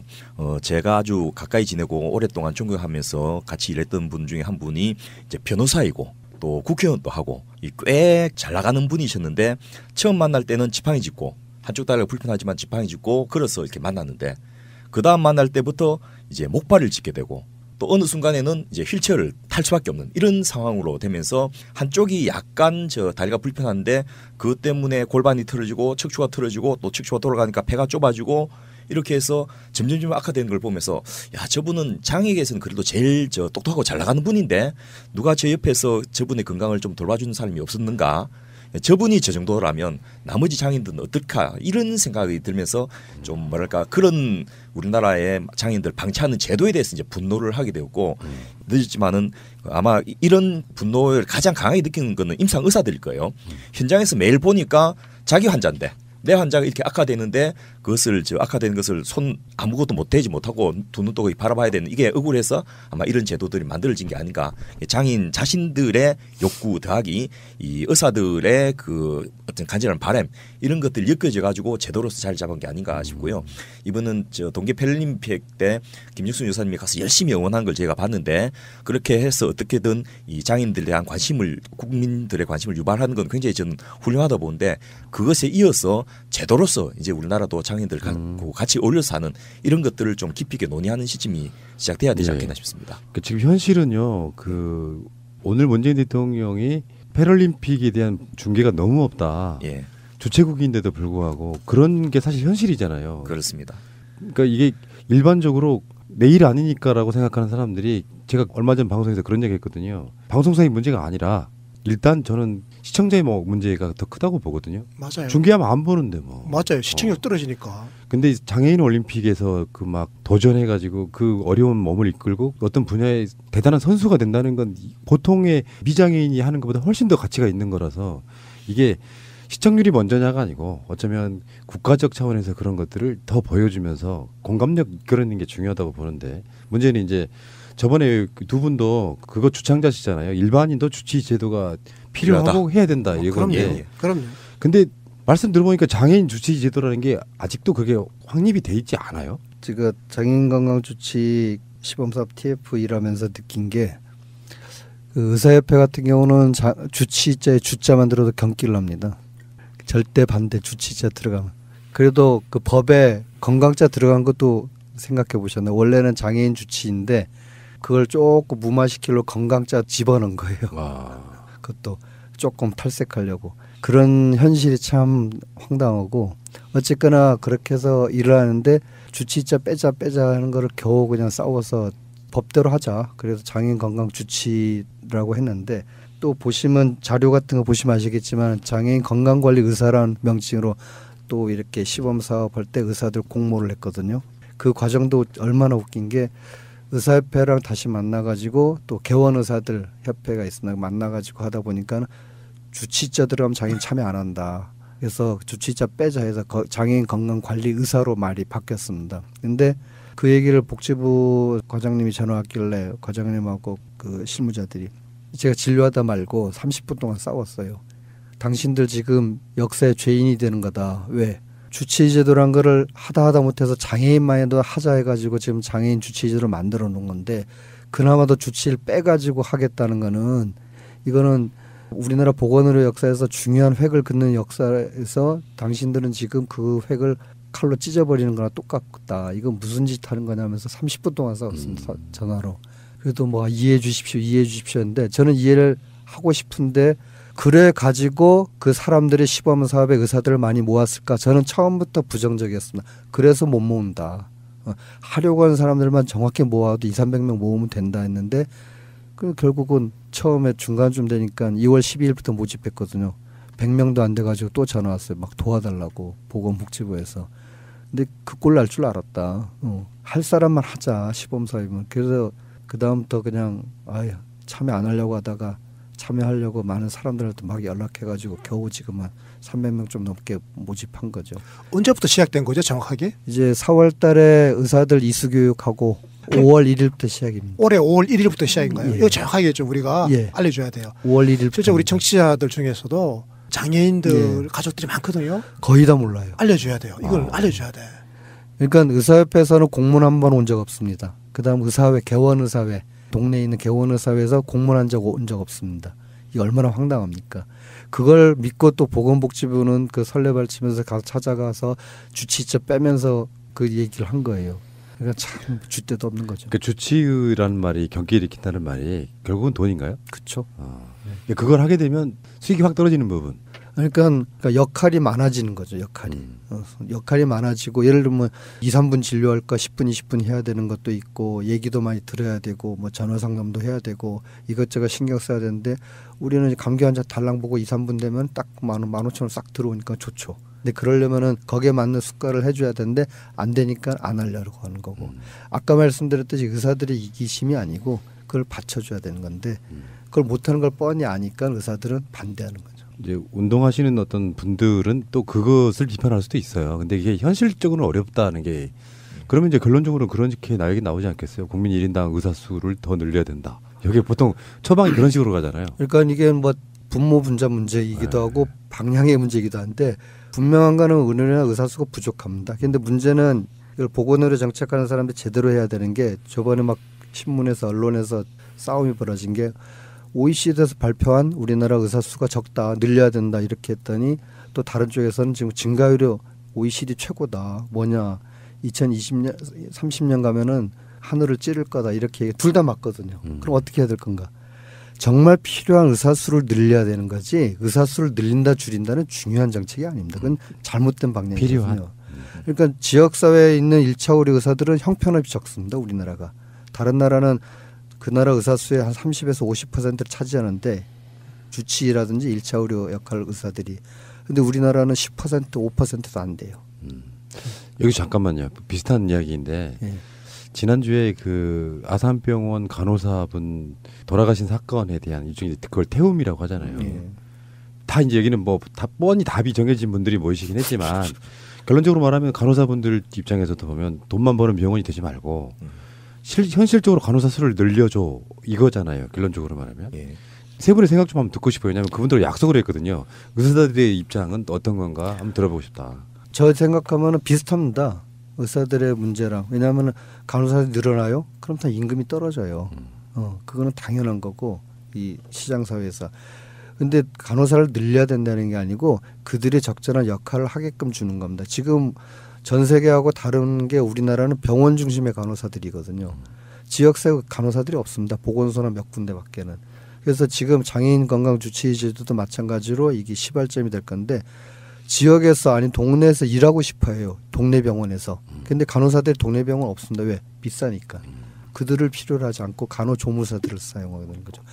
그래서 방문 진료를 하면은 고도의 기술이 필요하거든요. 그런 의료적인 측면이 상당히 중요하기 때문에 그러면 간호사들이 그 지역에서 일할 수 있는 그런 것들을 많이 만들어줄 수 있습니다. 유휴 인력들이 많이 늘어나고 이런 제대로 된 역할을 할 수 있는 간호사, 의사들이 많아지는 게 중요한 거지 무조건 간호사가 적으니까 늘려야 된다. 의사가 적으니까 늘려야 된다. 아니면 줄여야 된다. 이런 논리는 사실 잘못된 생각이거든요. 이 현장에 있는 의사로서의 답입니다. 이상입니다. 실제로 이제 아산병원의 간호사는 좋은 예는 아닌데요. 왜냐하면 우리나라에서 그렇게 많지 않은 간호 1등급의 등급을 부여받은 아주 좋은 병원이죠. 그쪽이. 그 1등급이란 말은 이제 환자 숫자 대비 간호 숫자가 꽤 많다는 이야기입니다. 그런데 뭐 1등급 병원이든 3등급 병원이든 상관없이 전체적으로 간호사의 업무가 과중하다는 것은 이미 알려진 사실이고 OECD 평균과 비교해서 환자 대비 간호사 숫자 또는 병상 대비 간호사 숫자가 우리나라가 30%가 적은 것이 아니고 30%밖에 안 됩니다. 그러니까 총 한 60% 내지 70%를 더 충원해야 되는데 그것이 낮은 수가라든지 여러 가지 제도상의 문제 때문에 이제 그렇게 못하고 있는 부분이 있고 문재인 케어가 되면서 그것을 확충하기로 저희가 예정을 하고 있고 지금 보건노조 산업노조 소위 말해서 병노련이죠. 그쪽하고 같이 해서 저희가 옛날에 연구를 해보니까 건강보험의 보장성을 직정하게 높이면서 그 안에 필요한 인력들을 충분히 고용한다면 아마 한 39만 명 정도가 현재 상태에서 더 필요하다 이런 연구 결과가 물론 이제 다시 업데이트를 더 해야 되겠지만은 그런 정도로 인력이 부족하기 때문에 방금 고 원장님 말씀하셨듯이 필요한 곳이 필요한 인력이 제대로 작동할 수 있도록 활동할 수 있도록 제도를 만들어주고 거기 이제 돈을 써야 되는 거죠. 지역에서 쉬고 있는 간호사들 많습니다. 예를 들면은 지역사회 1차 의료나 주치 역할을 그러니까 그런 1차 의료를 제대로 하는 곳 만성질환 관리를 잘한다든지 이런 의료기관에 있으면은 뭐 성과가 비슷한 거예요. 간호 인력을 보조를 해줄 수도 있습니다. 뭐 외국은 그런 데도 꽤 많은데 그런 식으로 동네 병원에 간호사들이 들어갈 수 있도록 해야 됩니다. 그래 양질의 의료를 할 수가 있는 것이고 지금 뭐 주사 놓고 이 정도의 간단한 간호조무사 역할만 하게 하는 건 사실 1차 의료기관의 질이 떨어지는 거죠. 그런 것도 하나의 방법입니다. 알겠습니다. 좋은 말씀 감사하고요. 그 전문가들은 또 보는 시각이 다르고 뭐 의사 집단과 국민들 사이에 어떤 괴리감이 없다고 말할 수도 없고, 근데 이게 그걸 좁혀가는 역할을 하시는 분들이잖아요. 예. 사실은 의사지만 공격받을 대상의 의사분들은 저는 또 아니라고 생각이 좀 들고, 새사연이라고 단체가 있어요. 저는 솔직히 죄송합니다만 처음 들어봤는데 좀 소개 좀 해주십시오. 같은 새끼리. 유머도 있으신 분이시군요. 새로운 사회를 여는 연구원, 처음에는 이게 11년째인데 그때 처음 만들 때는 국가전략연구원 뭐 이런 식으로 뭔가 좀 답답하게 생각을 하다가 공모를 해가지고 딱 그러니까 이제 우리 미래를 이제 개척해야 된다 해서 새로운 사회를 여는 연구원 이렇게 했습니다. 그 당시 그러니까 노무현 정부 아마 중반쯤일 거예요. 2006년이네요. 그 정도쯤 되는데, 그래서 대개 한 100명, 150명, 100명 정도 사람들, 그러니까 옛날에 386도 있었고 그 후배들도 있었고 한데 다 옛날에 뭐 운동도 하고 사회 관심도 갖고 이러다가 졸업하고 사회 일하고 직장 가지고 애 갖고 하다 보니까 이제 관심이 좀 멀어진 거죠. 멀어지는 사람들이 있어서 아름아름 연락해가지고 이제 우리 다시 모일 때 되지 않았냐. 사회에 좀 공헌을 하자 해가지고 시드머니, 그러니까 그 사람들의 돈을 일단 뺏어가지고 일단 연구원을 만들었습니다. 만들어가지고 한 그 모토가 일단 대한 연구를 하자. 그 당시는 뭐 정치, 사회, 통일 문제, 세계 문제 뭐 여러 가지를 다 다루면서 시작했는데, 왜 만들었냐면 그때 아마 그 연구원들 그런 것들 연구소들이 좀 많이 만들어졌을 겁니다. 그 당시가 노무현 정부 들어서면서 뭔가 좀 삼성경제연구소의 보고서를 받는다든지 뭐 그런 말도 있었고, 좀 줏대 없이 비리비리하는 그런 상황을 보고 정권만 잡으면 뭐하냐, 이런 대안을 갖지 않으면 결국 이렇게 무너질 수밖에 없겠구나, 이런 생각을 하면서 만들기 시작한 겁니다. 지금은 경제 중심으로 이렇게 좀 가고 있고요. 예. 복지과 소사이어티랑 나름대로 겹치는 부분이 있죠. 그렇습니다. 그때 뭐 희망 제작소도 만들어지고 막 그럴 때였습니다. 현재 같은 원래는 입장이죠. 예. 박원순 시장님을 처음 이사장으로 모시려고 그때 했었어요. 자기는 그쪽으로 간다고 해가지고. 진보 진영의 그 싱크탱크가 많지 않은데 굉장히 중요한 역할을 하고 있고, 복지국가 소사이티가 거시적인 국가 정책을 연구한다면 아주 구체적인 개별 정책들까지 깊이 있게 연구하시고, 또 여기는 좀 젊은 연구자들이 많이 있어서 이 그 연구를 할 뿐 아니라 그 좋은 진보 진영의 인재들 양성하는 그런 일까지 같이 하고 있는 아주 훌륭한 연구소입니다. 예, 여러분들 기억하십시오. 새로운 사회를 여는 연구원. 알겠습니다. 여기 이사장님이십니다. 고맙습니다. 만나뵙게 돼서 영광입니다. 꽃인데도 이사장. 자, 다시 장애인분들 이야기로 올게요. 실제로 장애인들의 건강 상태가 우리보다, 그러니까 비장애인보다는 나쁠 거라는 예상이 돼요. 왜 그러냐면 뭐 장애 정도에 따라 다르겠지만 일단 많이 움직이지 못하잖아요. 네. 그러면 분명히 상식적으로 생각해도 비만의 문제도 있을 거고, 그 자연적으로 뭐 혈압, 당뇨 이런 것도 있을 거고. 근데 실제로 그렇게 될 거라는 예상을 할 수 있지만 실태는 어떻습니까? 그 뭐 수치를 일일이 말하는 거는 크게 재미는 없고요. 일단 기본적으로 비장애인들보다는 상당히 떨어진다는 상식에 맞습니다. 그래서 뭐 고혈압, 당뇨, 왜냐하면은 이런 것들이 운동이나 활동을 하면서 그 만성 질환이 좀 줄어들 수 있는데 그러지 못하는 경우가 많아서 결국은 드러날 수밖에 없는 조건. 그다음 두 번째는 그 장애인 건강권법에서 가장 중요시하는 의료 접근성. 그러니까 병원에 가서 진료를 받기까지 과정이 너무나 힘듭니다. 그렇기 때문에 또 건강 관리를 못하는 것, 그리고 뭐 경제적인 재정의 문제라든지 이런 여타의 것들이 계속 장애인들에게 많이 이 방어벽으로 그 작동하기 때문에 이분들이 건강 상태는 굳이 수치로 말하지 않아도 보통 비장애인들보다도 훨씬 열악하다. 많은 통계가 있긴 있습니다. 제가 좀 더 보충해서 말씀드리면 일반적인 비장애인들의 유병률이 한 33% 정도라면 같은 기준으로 하면 장애인들은 한 76% 정도다. 이렇게 해서 굉장히 높고요. 특히나 이제 77.2%의 그 장애인들이 한 개 이상의 고혈압이나 당뇨병이나 비만이나 이런 이제 만성 질환을 보유하고 있습니다. 그래서 제가 현장에서 봤던 이런 케이스들을 보면 특히 정신지체 장애인들 같은 경우에 20대에 사망하는 경우가 꽤 많고, 그 부모가 죽으면 따라 죽는 경우가 많습니다. 형제들은 케어를 못 하더라고요. 근데 그 사망 원인이 장애 자체로 인한 사망이나 장애와 관련된 질환으로 사망한 것이 아니고 불쌍하다고 자꾸 갖다 먹이고 운동 못하고 하니까 그 20대에 고혈압, 당뇨병 같은 만성 질환으로 이렇게 사망을 하는 이런 것들을 보면서 야, 정말 심각하다. 어떻게든 이분들을 같이 살 수 있게 하려면 부모들 못하는 이런 전문적인 관리나 치료를 같이 들어가지 않으면 안 되겠다 싶고요. 특히 장애인들의 그 문제 중에 하나가 정신건강의 문제입니다. 이 비장애인들의 우울감 유병률이 한 10% 정도 되는데 장애인들 같은 경우에 우울감 경험률이 한 24%니까 2.5배가 넘죠. 특히 자살 생각률이 20% 가까이 돼서 일반인들 비장애인들에 비해서 2배나 높다는 이런 상황이라고 보면 얼마나 어려운 삶을 같은 세상에 같은 시대에 살고 있지만은 얼마나 힘든 삶을 살고 있는지 그러니까 수치만 또 짐작할 수 있지 않겠나 싶습니다. 그러니까 좋은 나라라는 이야기를 하려면 사실은 국가가 부담해야 될 비용이자 어떤 사회적 공간이라고 생각이 들어요. 이런 부분은 장애 자체도 서글픈 일인데 그게 제대로 된 어떤 게 없어서 병까지 달고 있다 그러면 사실은 어떤 면에서 보면 아까 제가 뭐 천국 제주도 이렇게 얘기했지만 그게 안 되는 나라라면 사실은 그건 지옥인 거잖아요. 일단 장애인의 숫자가 등록 장애인은 한 230만밖에 안 되지만은 비등록 그러니까 장애인이라는 것을 알기 싫어서 또 뭐 그 등록해봤자 별 혜택이 없겠다 싶어서 뭐 이런 여러 가지 이유 때문에 스티그마도 있으니까 그 비등록한 장애인까지 하면 한 인구의 10% 정도 460만 명 정도를 보는데요.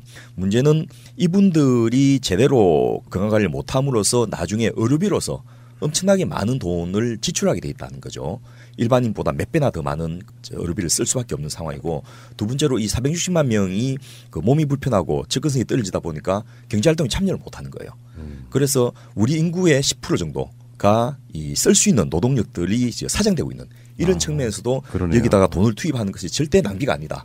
이분들을 건강하게 해서 큰 비용이 안 들게 하는 경제 효과가 1차적으로 있고 두 번째로 이분들이 사회활동을 하도록 도와주는 효과를 통해서 경제 성장에도 같이 갈 수 있는 그런 역할을 생각한다면 여기에 빨리 돈을 투입하고 제도를 만들어야 된다 이 생각합니다. 그런 논리네요. 건강보험 관련해서 병원에 가서 진료를 받는 게 국가나 개인을 위해서 이익이다. 이거랑 똑같은 거죠. 예. 여기서 질문 하나 드려도 됩니까? 퀴즈는 아닌데.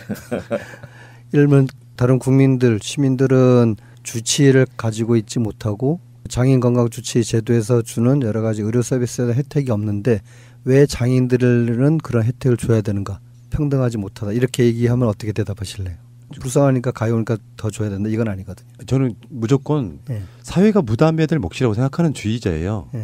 그게 더불어 살아가는 세상에서 가장 중요한 부분 중에 하나라고 생각하는 사람이기 때문에 그건 저한테 그 질문 자체가 사실은 굉장히 폭력적인 거죠.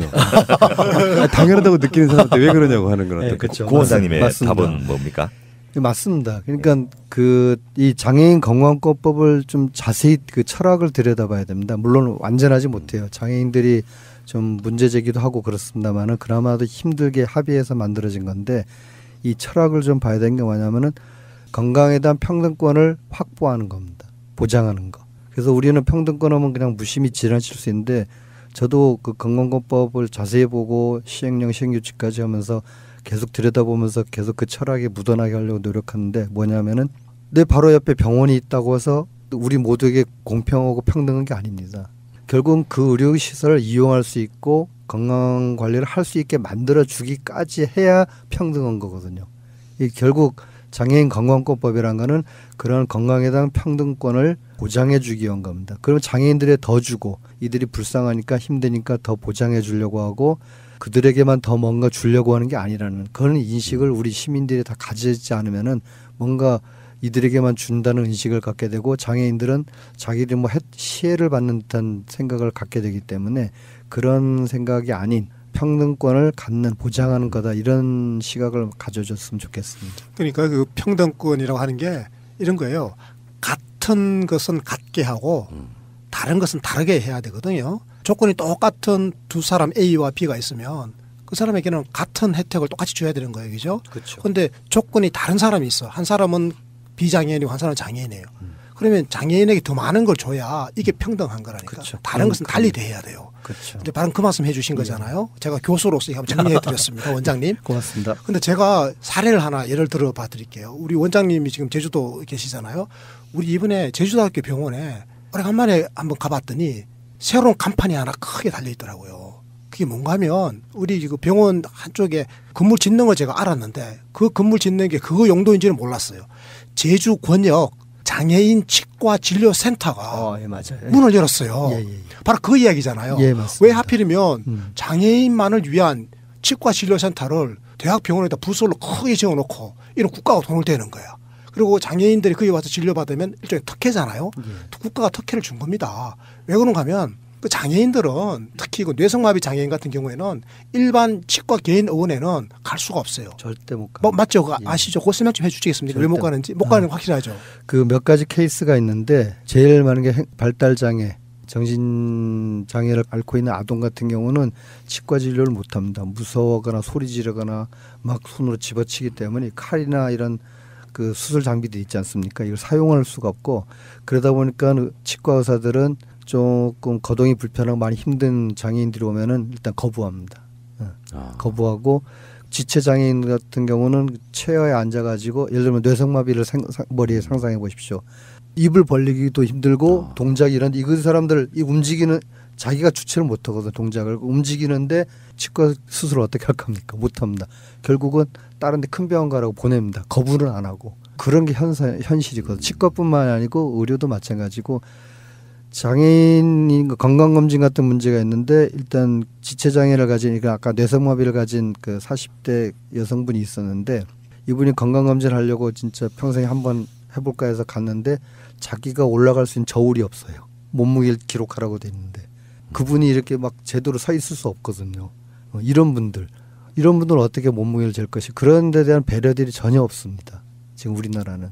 그렇기 때문에 제주대학교 병원에 장애인 진료센터가 있다는 것이란 이런 것들은 상당히 그들에게 이 평등권을 보장하려고 하는 배려이지 그걸 뭐 더해준다는 개념은 아니라는 게 되게 중요합니다. 그러면은 실제로 지금까지 말씀하신 여러 가지 이유들 때문에라도 장애인 분들의 병원 이용하는 게 보통 우리 같은 비장애인보다 훨씬 더 적었을 것은 예상이 되는 거거든요. 사실상 실태가 어떻습니까? 이것도 제가 수치를 좀 말씀드리면요. 일단 건강검진 수급률을 보면 장애인 전체가 67% 또 중증장애인은 55%밖에 안 되는데 비장애인들은 한 78% 정도 되니까 한 10 내지 20%가 장애인들이 더 건강검진을 적게 받고 있다는 겁니다. 정반대가 돼야 되는데. 그렇습니다. 그리고 외래 방문 숫자하고 입원 숫자를 비교해 보면 전체 인구가 평균 2.3일을 입원하는데 장애인들은 평균 18일을 입원합니다. 그 말은 무슨 말이냐면 역으로 외래 방문 횟수는 장애인이 비장애인보다 2배가 더 낮게 나오는데 입원은 장애인이 비장애인보다 훨씬 더 많거든요. 그 외래는 평소에 이용하기 힘들어서 못 가는 거고 입원 일수가 긴 거는 한 번 아팠다 하면 중증이라는 겁니다.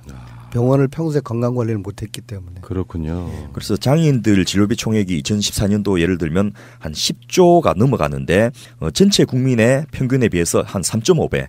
노인들이 굉장히 의료비를 많이 쓰는데 노인들과 비교해서도 1.3배를 높게 나오니까 굉장히 장애인들이 의료비를 많이 쓰는데 이것이 그분들이 장애 때문에 많이 쓴 것도 있지만 시스템이 안 되니까 어쩔 수 없이 병이 악화돼 가지고 고액 의료비로 갈 수밖에 없는 이런 잘못된 구조가 우리나라에 있다는 그러니까 이야기입니다. 입원 일수를 재보니까 아까 입원 일수가 8배라고 그랬잖아요. 장애인은 비장애인에 비해서 8배나 입원 일수가 긴 거잖아요. 그러니까 하루 입원하는 거하고 8일 입원하는 거 이 차이잖아요. 이게 엄청난 거거든요. 그런데 아까 우리 고병수 원장님이 장애인들은 이제 상태가 좀 심해서 입원하게 되기 때문에 길게 입원해 있을 수밖에 없다라고 하는 측면을 이야기해 주셨잖아요. 그거 맞아요. 근데 하나가 더 있어요. 한 가지 더 측면이. 뭔가 하면 아까도 얼핏 말씀하셨는데 퇴원해도 이제 될 만한데 장애인 당사자가 퇴원을 잘 안 하려고 그래요. 왜냐니까 보통 사람들은 퇴원하고 나면 외래로 또 계속 방문하잖아요. 한번 나가면 이동권의 제약 때문에 외래를 오기가 너무 힘드니까 아예 입원해서 뿌리를 뽑고 나가자. 그리고 안 나가니까 사실은 외래는 비용이 적게 들고 입원의 비용이 많이 들잖아요. 그러니까 비용이 많이 드는 거예요. 장애인들에게. 그러다 보니까 장애인 한 명당의 의료비가 비장애인 전체보다 지금 몇 배가 많다고요? 3.5배가 많잖아요. 그럼에도 불구하고 돈은 이렇게 많이 쓰는데 그럼에도 불구하고 장애인들의 건강 수준은 전반적으로 열악하다. 이거는 뭔가 시스템에 문제가 있다라는 그런 걸 우리가 이해도 되는 겁니다. 그렇죠? 뭐 쉽게 이야기해서 10조를 쓸 것 같으면 그중에 한 1조를 주치의나 예방보건에 쓰면 3, 4조를 절감할 수 있으니까 국가적으로 이게 훨씬 더 이득이 되거든요. 항상 뭐 주치의 제도라든지 좋은 의사 환자의 관계를 맺는다는 건 바로 그런 점에서 이득이 있다는 겁니다. 그러면 이제 이게 결론적으로는 장애인 건강관리 의사제도 뭐 이렇게 우리가 성칭하게 이제 주치의제도 뭐 이렇게 연결되는 건데 사실은 한국에서 주치의는요 저 같은 의사가 아닌 사람은 어떤 느낌으로 시작한 거냐면 처음에 접하기를 TV에서 잘 사는 재벌 회장님들이 갖고 있는 게 주치의예요. 대통령 주치의 있잖아. 그러니까 우리는 그냥 병원에 가야 되는 사람들이고 돈 많고 지위가 높은 사람들은 의사가 직접 와서 진료를 해줍니다. 그 회장님이 아들 결혼을 반대하다가 뒷목 잡고 쓰러지면 김 박사 불러. 예. 그런 관점이라서 뭔가 좀 남의 이야기처럼 들리는 게 있고 아프면 병원 가서 뭐 진료하면 되지 왜 주치의가 필요해 이렇게 생각하시는 분도 꽤 있을 거라고 생각이 드는데 사실 한국적 사회에서 건강관리가 굉장히 쉽게 되는 그런 건 분명히 아니라고 봐요. 아마 의사 선생님들도 아마 비슷한 느낌이 있을 것 같은데 본인들 머리를 못 깎는 상황. 아파도 병원을 못 가시는 경우도 있잖아요, 솔직히. 우리 같은 일반인들도 뭐 2년에 한 번씩인가 건강검진 받으라고 나오면 그게 너무 힘들어요. 시간 내기가. 그것도 안 되는데 지금 주치의한테 가서 상담하고 막 이럴 만한 사실 짬이랄까 이런 건 안 된다고 생각이 드는데 어쨌든 장애인분들한테 주치의 제도, 일명 건강관리 의사제도가 용어를 정확히 해주시면 장애인 건강주치, 건강관리 생각하지 마시고 장애인 건강주치 제도가 만약에 이제 시행이 되면 5월 1일 날 시행되는 거죠? 주로 어떤 것들이 바뀝니까? 그런 얘기를 진짜 많이 듣습니다. 뭐가 좋아지냐. 그래도 좀 힘든 부분이 있기도 한데 일단은 제도 설계를 할 때 모양이 외국의 주치의 제도, 그러니까 뭐 비장애인이든 장애인이든 보통 시민들이 갖는 그런 주치의 제도의 모델형을 그대로 가져왔습니다. 가져와가지고 그 장애인분들이 등록을 하게 됩니다. 등록을 하면은 주치의가 이수 교육을 받은 의사들이 있습니다. 모든 의사가 아니고. 왜냐하면 의사들조차도 장애인에 대한 감수성, 즉 장애인들에 대한 이해도가 상당히 낮아요. 잘 모르고.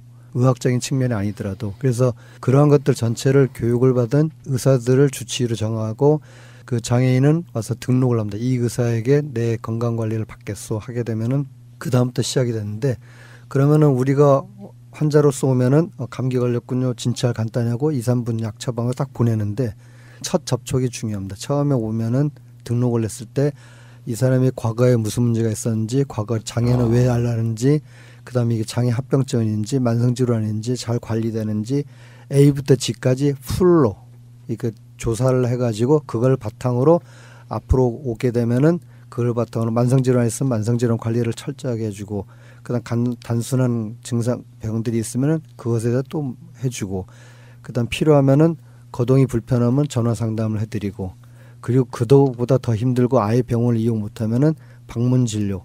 진료란 말은 의료법에서 의사가 하게 돼 있어서 방문 진료. 또 의사가 힘든 부분은 간호사들이 가는 방문 간호까지 하게 돼 있는 거죠. 예, 그런 의료 서비스를 받게 됩니다. 만약에 이제 원장님이 장애인 건강 주치의입니다.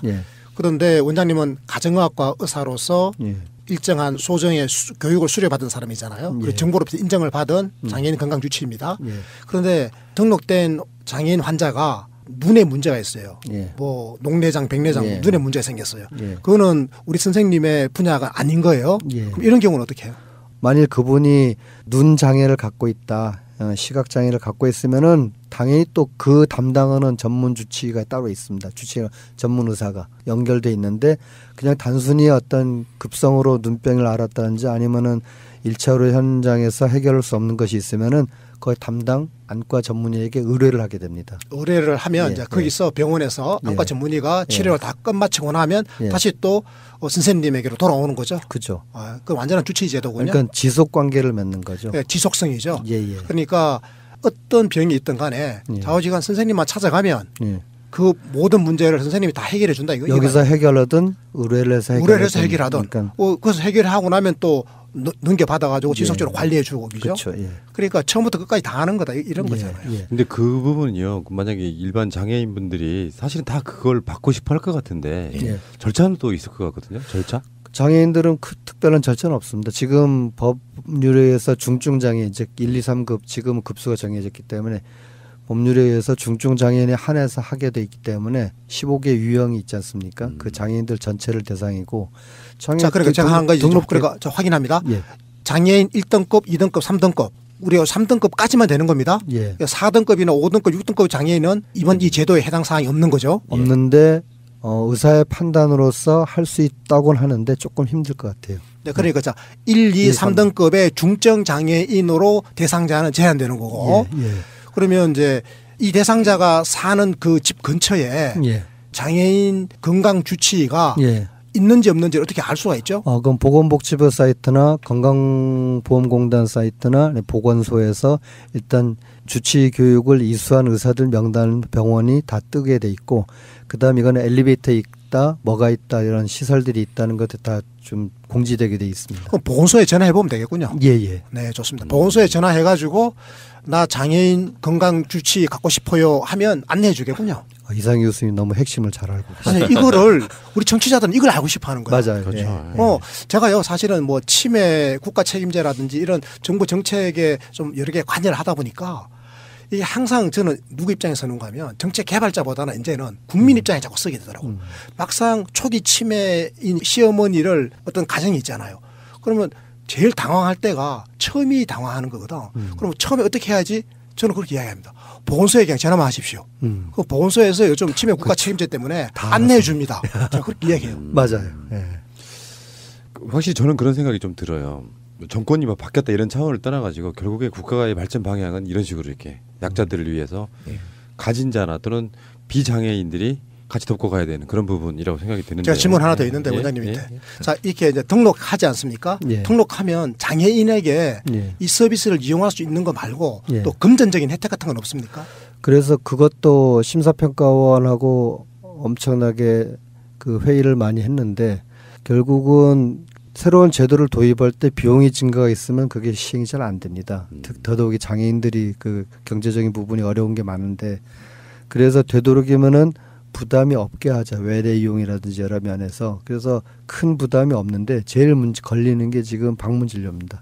그게 워낙 수가가 크기 때문에 그래도 어느 정도 약간의 개인 부담 하게 하자는 쪽으로 흘렀는데, 근데 많은 부분들이 의료 보호 대상자이기 때문에 큰 부담이 없을 거라고 봅니다. 아까 그거랑 똑같은 원리 아니에요. 평상시 때 건강 관리를 해서 오히려 재정 부담을 줄이자는 게 기본적 목적이다 이렇게. 그러니까 국가 입장에서는 돈을 많이 쓰는 거거든요. 선제적으로. 예를 들어서 우리 원장님께서 그 장애인이가 심하면 이제 직접 가실 거 아니에요. 한 분 가면 그 단가를 한 7만 원 쳐주잖아요. 그것도 택도 없습니다. 7만 원 더 듭니까? 그럼 그 돈의 대부분을 국가가 지불하는 거잖아요. 끝내면. 원래는 그래야 되죠. 지금 그렇게 대충 모델이 되고 있는 것 같아요. 그런데 본인 부담이 좀 있습니다. 조금 있더라도 거의 대부분은 옛날에 그 서비스를 아예 이용 못했는데 이제 이 서비스를 신규로 소비하고 공급하게 되지 않습니까? 그런데 이 돈의 상당 부분 거의 대부분은 사실 국가가 지급을 하게 되는데 그럼 국가가 왜 이렇게 돈을 선제적으로 쓰느냐라고 하는 건데 아까 우리가 이야기했다시피 장애인의 기본적인 인권 차원도 있고 또 국가가 이렇게 선제적으로 돈을 쓰는 것이 궁극적으로는 돈을 버는 거다 이런 아까 측면도 있었다고 말씀하셨지 않습니까? 예방과 건강 증진을 그렇습니다. 그러면은 아까 말씀하신 것처럼 우리 원장님 같은 분들이야 원래 조창했던 제도니까 하겠지만 일반적으로 이제 자기 병원 하거나 이런 분들 있잖아요. 그런 쪽에 사실 관심이 별로 없던 분들, 개원 의사들 말하는 거죠. 이런 분들이 지금 이 제도에 좀 흡수가 돼주면 무리 없이 하는데 그게 말처럼 쉽게 흡수가 되거나 그러지는 않을 것 같은데. 그래서 사실 장애인들을 위한 의료 서비스에 대비 수가를 보면 기대에 조금 못 미칩니다. 그런데 이전에 어떤 정했던 것보다 상당히 좀 많이 정하긴 했어요. 예를 들면은 장애인 한 분을 돌보게 되면 등록할 때 그런 조사, 그다음 포괄 케어라고 하는데 그것부터 해서 또 교육 상담료, 만성질환 관리, 그다음에 전화 상담, 뭐 방문 진료 이런 것들을 쭉 해보면은 방문 진료 빼더라도 장애인 한 분이 등록을 했을 때는 거의 한 20만 원 정도의 수가가 좀 매겨질 수 있을 겁니다. 근데 1년 전체? 1년에. 근데 이게 많아 보이죠?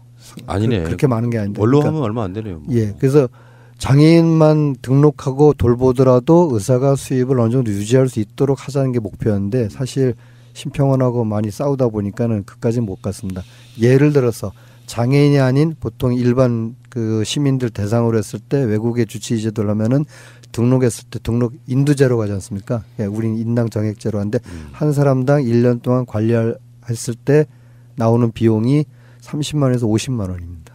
그러니까 장애인이면 더 많아져야 되는데도 불구하고 많이 깎였죠. 그럼에도 불구하고 한 300명 정도 되는 분들이 하겠다고 한 거는 그들이 의지가 있는 거고. 그래서 제 생각은 그렇습니다. 이 사람들이 해가지고 시범사업 했을 때 장애 보람도 없고 장애인들의 건강도 증진되고 그리고 자기 병원 수입에도 상당히 도움이 되더라. 이런 모범을 모델을 보여주면은 다른 의사들이 확산이 되는 거거든요. 이게 좀 사실 올바른 확산 방법이라고 봅니다. 그래서 아마 시범 사업 이후에 이거에 대한 평가가 제대로 이루어져야 될 거라고 봅니다. 이제 시작이니까요. 그렇죠. 처음부터 어떻게 다 만족을 시키겠습니까만 그쵸. 예. 저는 이렇게 생각해요. 사회적 운동에 있어가지고 우리 같은 보통 비장애인들도 관심 보내주고 관련이 없더라도 그래서 사회적 분문이 좀 일어나줘서 의사란 게 사회적으로도 이런 책임도 분명히 있다는 게 인식이 좀 되고 그래서 누구나 다 그런 식으로 주치의를 맡을 수 있는 어떤 정도 상황이 된다면 장애인 복지에 있어서는 굉장히 그러니까 일치월장한 한 단계 높아지는 계기가 되겠네요. 상당히 중요한 겁니다. 이건 두세 가지 의미가 있습니다. 이 장애인 건강권법과 장애인 건강 주치의 제도는 첫 번째는 1980년대 초에 장애인 복지법이 만들어졌습니다. 그때는 그 명칭이 좀 달랐었는데 복지적인 측면에서는 많이 지금 우리나라가 따라와주고 장애인들의 복지를 증진시키고 있는데 사실 의료기관 이용이라든지 보건의료 쪽에서는 상당히 낙후돼 있었습니다. 그거를 이번에 2015년 말에 통과된 장애인 건강권법이 그거를 보충해 준 거죠. 그래서 저는 그렇게 표현합니다. 새가 양날개를 얻었다. 하나는 복지를 얻으면 하나는 보건의료의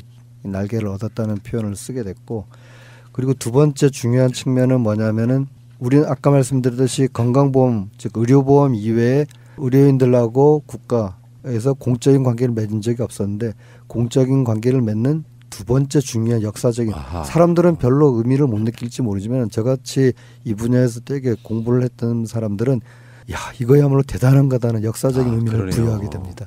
그리고 세 번째가 중요합니다. 주치의란 말을 처음으로 붙여가지고 우리가 한 40년 동안 이 지역사회의학, 지역사회 1차 의료, 주치의제도 많이 노력을 했지만은 한 발자국도 나간 적이 없습니다.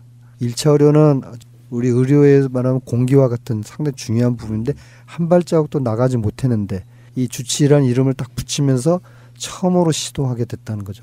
역사적이지 않습니까? 그러네요. 저는 그 양날개 우리가 새가 날아가지 않습니까? 새날이 새가 두 날개로 날아가는데 그동안 사실 장애인들은 이게 정부에서 주는 복지 내용을 보니까 장애인 복지법이라고 하는 한쪽 날개밖에 없었는데 이번에 장애인 보건법이 생긴 겁니다. 그러네요. 맞아요. 장애인 보건과 복지라고 하는 두 날개로 날게 됐다. 이 표현 정말 멋있다. 대단하죠. 원장님. 대단해. 창의적이에요. 창의적이에요. 리영희 교수님의 책을 좀 인용했습니다. 지금 결국에는 이제 마지막 궁금증인데 장애인 재활 의료기관이라고 하는 게 일반 병원에다가 그런 역할을 부여한다는 거죠. 예. 그러면 이게 안 하고 싶은 사람도 있고 하고 싶은 사람도 있을 텐데 강제성은 사실 없는 거죠. 전혀 없죠. 하고 싶은 사람. 근데 만약 이거를 장애인 재활 의료기관으로 지정이 되면 받는 혜택도 있어야 되잖아요. 그런 거죠. 기존에는 우리 어머니인 경우도 중풍하면서 그래도 입원하면 입원 일수가 정해집니다. 그다음 퇴원해야 돼요. 퇴원했다가 다시 입원하고 그러니까 360을 계속 하지 못하게 제도가 돼 있어가지고 그런 것들을 일단 없애는 거고 저희가 가장 가까이 있는 재활 치료를 받을 수 있는 곳에서 좀 주치의는 아니지만은 자기를 잘 아는 의사가 전문 의사가 돼가지고 장애에 대해서 관리할 수 있는 재활 치료를 받을 수 있는 그런 시스템으로 좀 만들어주는 겁니다. 그런데 장애인들은 재활이 굉장히 중요합니다. 그런데 장애인들은 재활을 할 수 있는 운동을 할 수 있는 기회가 잘 없잖아요. 그래서 동네에 있는 민간 병원 중에서 재활 전문 병원들이 이 역할을 좀 해줘야 되는데 이걸 이제 정부가 좀 하도록 지정을 하겠다는 거고, 근데 그게 여의치 않으면 정부가 직접 이제 국공립으로 이제 재활병원을 지어야 되거든요. 우리 서귀포에 재활병원 있지 않습니까? 장애인 재활병원에 서귀포에 지어놨습니다. 제주도 참 살기 좋은 곳입니다.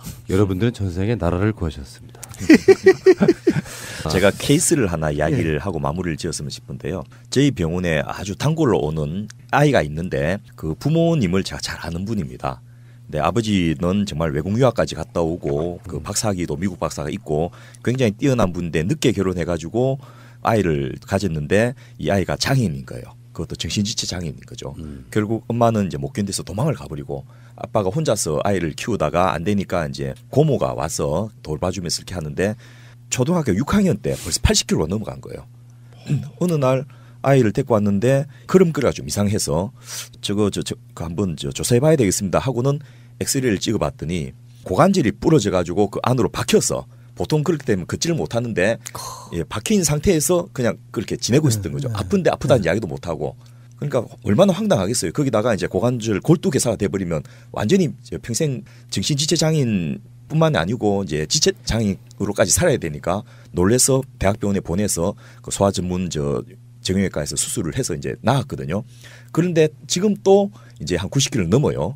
그러니까 이제 중학생인데 저 아이가 그나마 이제 살아남게 됐던 것은 그 부모하고 제가 알아서 좀 편하게 이야기를 할 수 있었기 때문에 빨리 발견해낼 수 있었는데 이제는 장애인 주치하는 장애인 건강관리 주치의사 제도를 하는 모든 기관에서 그런 가능성이 열려있다는 게 하나가 있고요.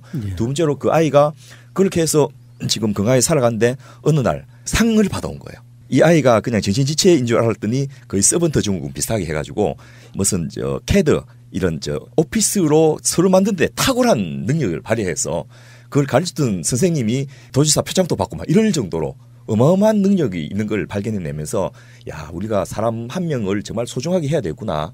그러니까 그 아이가 말도 못하고 주변하고 못 어울리고 이런 것 때문에 주위에서도 손가락 받고 이렇게 했는데 지금은 아이들이 같은 반 아이들이 같이 그 아이와 지는 걸 좋아하거든요.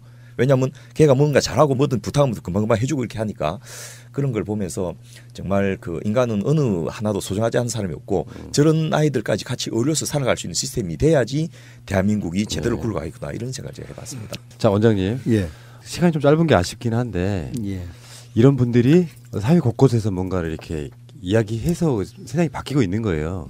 아무 말도 안 하고 있으면 세상 바뀌지 않는데 이런 것의 어떤 선두주자랄까요? 주창자로서 애청자분들께 못하신 이야기 할 시간 드리겠습니다. 일단은 아까 말씀드렸듯이 의사들 너무 미워하지 마시고요. 좋은 생각 가지고 있는 사람들 많습니다. 그거를 우리가 이용해야 되네. 그렇죠. 너무 막 적대적으로 하면은 계속 멀어질 뿐이에요.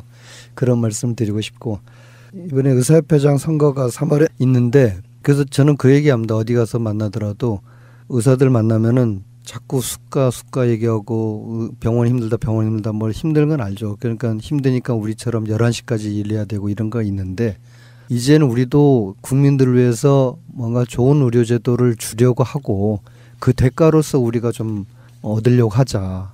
계속 주진 않고 받으려고만 하면은 우리 갈 길은 멀다. 이런 얘기를 좀 하고 싶습니다. 그래서 많은 국민들이나 시민들도 좀 지켜봐 주시고 그런 걸 좀 이렇게 채찍질 해 주시길 바랍니다. 이번 장애인 건강 주치제도 상당히 중요합니다. 제가 오늘 방송을 이렇게 들으면서 제가 느꼈던 문득 떠오른 문장이 하나 있어요. 너무 흔한 거지만 문재인 대통령의 선거 캐치플레이 중에 사람이 먼저다가 있었거든요. 그 말도 곰곰이 생각해보면 책 한 권 써요. 그 내용만으로. 근데 사실 문재인 케어라는 거를 대표적으로 지금 우리 복지 정책들을 보면 결국에는 약한 사람이 먼저다 아니겠습니까? 그래야 진정 우리가 인간으로서 완성되는 거다. 그런 관점으로 우리가 여러분들이 관심 많이 가져주시기를 바라겠습니다. 자, 다음 주에 뵙겠습니다. 고맙습니다. 고맙습니다. 꼭 알아야 할 어제의 뉴스. 공공기관들의 채용비리 대응 방식이 미온적이라고 여러 번 질타했던 문재인 대통령이 특단의 조치를 빼들었습니다. 가담자나 부정합격자 처리에 소극적인 공공기관의 책임자에 대해서는 엄중히 책임을 물으라고 지시했습니다. 청와대는 첫 후속 조처로 강원랜드 부정합격 관련자 226명 전원을 직권 면직 등 인사조치하기로 했습니다. 검찰 수사와 산업통상자원부 조사에서 부정합격이 확인된 사람들인데 아직 검찰 기소 전이지만 일반 기업에서처럼 면직 처리부터 하고 개별 소송은 소송대로 대응하라는 겁니다. 감독기관인 산자부와 곧 협의에 나섭니다. 청와대 핵심 관계자는 법원 판결이 나온 뒤에 조처하면 피해 구제 등에 대해 실질적 효과를 보지 못하기 때문이라고 설명했습니다. 실제 당시 입사 자료가 남아있지 않아 강원랜드 탈락자 구제도 쉽지 않은 상황입니다. 청와대는 사법 처리 전이라도 면직 처분을 내리도록 한 이번 방침을 다른 공공기관과 준공공기관까지 확대하는 데 정부 역할을 아끼지 않겠다고 밝혔습니다. 청와대는 다만 이번 조처가 야당 의원들이 관련된 강원랜드 채용비리 수사와는 별개라고 선을 그었습니다. 귀국한 정의용 안보실장은 남북 북미 정상회담에 대한 중국과 러시아 지도자들의 확고한 지지를 확인했다고 밝혔습니다. 그러면서 시진핑 중국 주석이 면담할 때 했던 발언을 소개했습니다. 단단했던 얼음이 녹으면 따뜻한 봄이 오고 꽃이 핀다는 말을 소개를 하면서 지금의 한반도 상황이 이와 같다라고 하면서 앞으로 적극 지지하겠다고 했습니다. 러시아에선 대선을 앞둔 푸틴 대통령을 만나진 못했지만 고위 당국자들로부터 푸틴 대통령의 높은 관심과 지지 의사를 전달받았다고 밝혔습니다. 정 실장과 서훈 국정원장은 문 대통령에게 주변국 방문 결과를 보고했습니다. 문 대통령은 정상회담을 차질 없이 준비해 주변국뿐 아니라 전 세계적인 지지를 받을 수 있도록 노력해달라고 답했습니다. 정상회담 준비위원회는 내일 공식 출범합니다. 임종석 청와대 비서실장이 위원장, 조명균 통일장관이 총괄 간사를 맡았고 청와대 안보실장과 정책실장, 외교 국방장관, 국정원장, 국무조정실장이 위원으로 참여합니다. 2007년 남북 정상회담에선 경제, 문화, 법무 등의 주무장관도 참여했지만 이번엔 외교 안보 라인을 중심으로 조직을 단순화했다고 청와대는 설명했습니다. 경제부총리가 제외된 건 남북 경협 대신 비핵화와 평화 정착 등에 논의가 집중될 것임을 예고하는 인선으로 보입니다.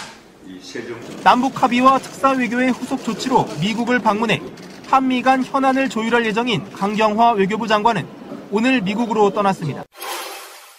정봉주 전 의원은 복당을 신청한 뒤 당적 박탈 이유를 상세히 설명했습니다. 이명박 정부 때 당을 위해 활동하다 그렇게 됐다는 걸 강조한 겁니다. 당적을 멸실된 게 BBK를 폭로했다는 이유로 실형을 사는 것입니다.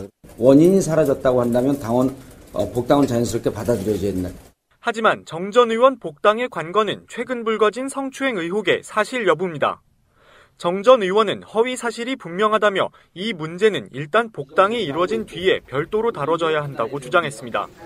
당 지도부의 분위기는 정 전 의원 생각과 다릅니다. 당 고위 관계자는 복당이란 게 상징성이 있기 때문에 쉽게 결정할 수 없다며 수사 결과 발표 때까지 정 전 의원 복당에 대해선 보류 결정을 내릴 가능성이 크다고 말했습니다. 방송 중간에 좋아요를 눌러주시면 새날팀들에게 큰 힘이 됩니다. 미리 감사합니다. 트위터가 진짜 언론입니다. 교통방송 TBS의 김어준의 뉴스공장에 KBS 기자가 나와서 KBS의 미투 운동을 이야기합니다. 그런데 그 기자가 김어준에게 그런 얘기한 거죠. 미투에 대해서 김어준 씨는 나는 그 상관없다 이렇게 하니까 있는지 없는지 우리가 한번 봐봐야겠다 이렇게 얘기를 하는 이 과정 속에 그 센텐스가 문제가 된 거죠. 그러니까 그거 하나 하고 그러면서 이제 그렇게 출연하신 그 KBS 내에 미투 운동 하시는 분들이 왜 교통방송 나오는지 모르겠지만 어마어마한 큰 기업에서 어디 골목 상권에 들어와가지고 출연하는 건지 모르겠는데 그 과정에서 이런 게 있었나 봐요. 저는 뉴스공장을 사실 많이 들을 시간이 없어서 그냥 못 듣는데 출연자들이 방송 협찬이라든지 이런 분들 이렇게 사명 고지해 주는 게 있나 봐요. 네. 그 일종의 전통 같은 거지.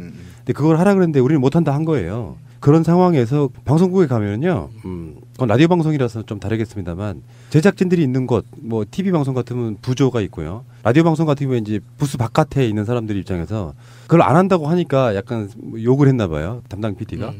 그러니까 이 두 개가 이제 교묘하게 겹치면서 그걸 옆에 듣고 있던 또 KBS 같이 따라온 분들이 있었을 거 아니에요. 네. 그분들이 그 상황을 들은 거죠. 그러니까 이제 이게 담당 PD는 이제 직위 해제되고 그리고 이제 그 박에스더라고 하는 기자는 지금 악플에 시달리고 이런 상황이 됐는데 아쉬운 게 TBS 교통방송이 평소에 있는 공익 광고 외에는 광고를 못 하게 돼 있다. 네. 그래서 대부분 이렇게 표현한답니다. 더워 죽겠다, 추워 죽겠다. 그 두 가지 외에는 계절에 대한 표현을 못 한다고 하더라고요. 그 표현을 못 하신다는 저분 바로 복지국가 소사이어티 홍보팀장 서정훈이에요. 네, 복지국가 소사이어티 홍보팀장 서정훈입니다. 네. 그리고 좀 전에 와이셔츠 그러니까 가다마이 외투 벗으신 우리 이상곤영 위원장님. 예, 반갑습니다. 이상구입니다. 그리고 흐뭇하게 바라보고 있는 우리 이상희 대표님. 안녕하세요, 이상입니다. 그리고 한 분 더 나오셨는데요. 오늘 또 재밌는 얘기가 많을 것 같습니다. 고병수 원장님이신데요. 고병수 원장님은 우리 운영위원장님이 소개해 주시죠. 예, 우리 고 원장님께서는 가정의학과 전문입니다. 저희 같은 이 비임상 과목이 아니고 정말 임상을 하신 선생님이시고요. 2000년부터 2008년까지 서울 구로에서 이제 동네원을 운영을 하시면서 직접 구로 건강복지센터와 같이 해서 홀몸 어르신이나 장애인들을 방문 진료하고 지금은 이제 제주도에서 탑동에 계시다고 그랬죠. 365원을 하고 계신데 임상 의사로서 직접 진료를 할 뿐 아니라 또 새로운 사회를 여는 연구원이라는 싱크탱크, 유명한 진보진영 싱크탱크 이사장도 겸직하고 있고요. 오늘은 우리나라에서 주치제도를 도입을 목적으로 하는 1차 보건의료 학회의 회원으로서 오랫동안 활동하셨는데 장애인 주치제도를 도입하는 보건복지부의 장애인 건강관리 의사제도 TF에서 직접 활동하셨기 때문에 이 장애인 주치제도, 장애인 건강관리 의사제도를 설명하기 위해서 오늘 특별히 모셨습니다.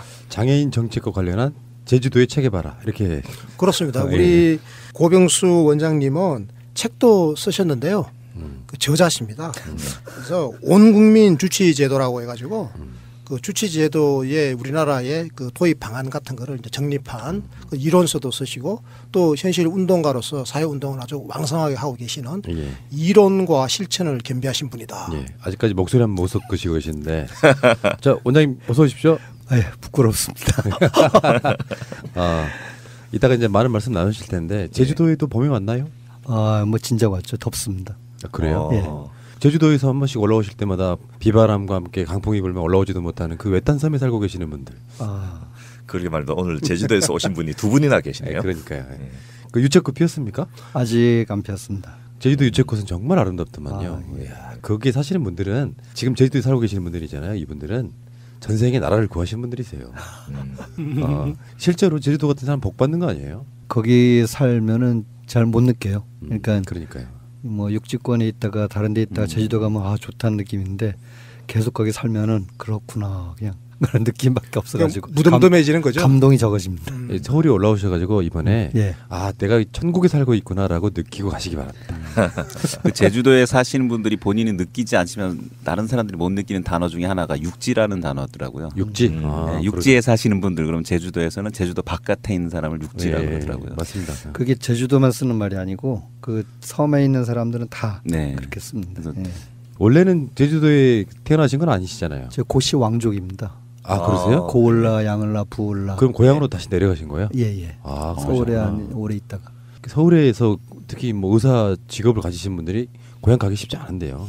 많이 내려가려고 하는데 자리가 마땅치 않으니까 못 내려가는 거죠, 사실은. 그렇군요. 그리고 결혼하면은 또 부인들이 대부분 육지가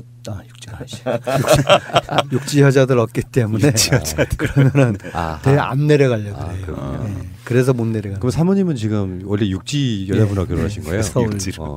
그래 내려가신다고 하시던가요? 육지 것들 그런다고. 거짓말 쳤죠 뭐. 천국이다. 날씨 따뜻하고 얼마나 좋냐 해서 내려가기 딱 해가지고 했는데 겨울 한번 당하더니만 제주도도 춥네요. 그렇군요. 제주도는 그 겨울에 바람이 많이 불잖아요. 그러니까 실제로 온도는 기온은 서울보다 10도 정도가 늘 평균적으로 더 높은데 근데 체감하는 게죠. 체감하는 게 좀 추워요. 근데 차 안에 있으면 덥고 차문 열고 나가면 좀 춥고 그래요. 그러네. 제주도가 한라산 이쪽 말고는 영하로 잘 안 내려가지 않습니까? 거의 안 내려가죠. 한라산 올라가야 이제 영하가 나오죠. 사실은 제주도라는 섬은요 한라산이에요. 그렇죠. 만들어진 거 원리가. 한라산이 제주도죠. 그러니까 한라산에 살고 계시는 거예요. 그렇죠. 한라산의 밑에 쪽, 위쪽 이렇게. 우리 프로 나오면 진짜 똑똑해. 근데 저렇게 지리학에 대해서 능통하게 됐지. 저는 모르는 게 없잖아요. 그렇네. 제가 전생에 나라를 구한 사람이. 가만 생각해 보니까 진짜 제주도가 한라산이네. 그렇죠. 한라산 자락에 사는지 중턱에 사는지 그 차이네. 제가 지난 추석 때 제주도 갔었잖아요. 느꼈던 거는 정말 오랜만에 갔거든요. 여기 사시는 분들이 정말로 나라를 구하시는 분들이 살고 있구나. 전 그렇게 느꼈어요. 그러니까 예전에 4.3 이런 이야기하면 또 다른 문제인 거고 현재 제주도 사시는 분들은 본인들은 못 느끼신다 그러지만 사실 지금 서울에 사는 사람들이요. 전생에 나라 팔아먹은 내국노들이에요. 뭐 개고생하는 거죠. 뭐. 자, 알겠습니다.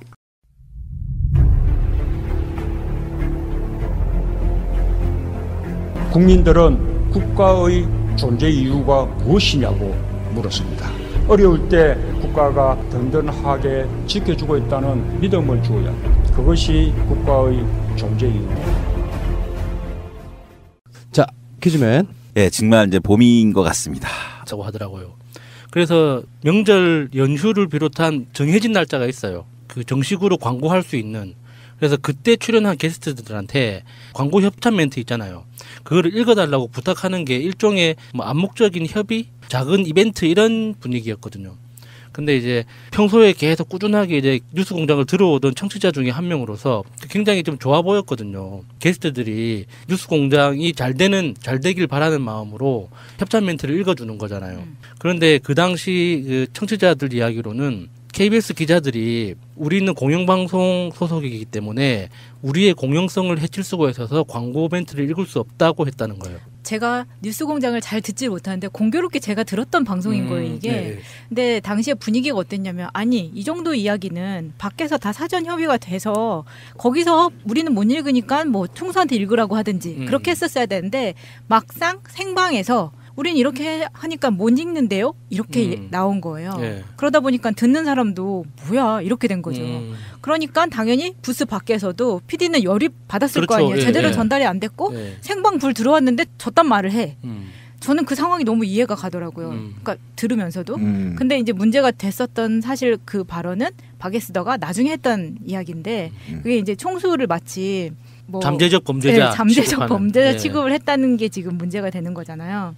저희가 남성을 적으로 만들겠다는 것이 아니고, 남성분들 중에는 각오해라 라고 생각하고 큰일 났네 이렇게 생각하시는 분들이 있을 수도 있는데, 혹시 공장장님께서도 조금 이런 이야기를 해요. 그러면서 약간 김어준이 과거에 성추행을 저질렀던 게 아니냐라는 취지의 질문을 하는 거죠. 김어준이 저는 그런 적이 없다라고 얘기를 하는데, 단호하게 얘기했죠. 네. 근데 박에스더 기자가 그걸 인정하지 않는 것처럼 미투에서 취재를 해봐야겠는데요. 과연 그런 적이 없었는지라고 이야기를 하는 거예요.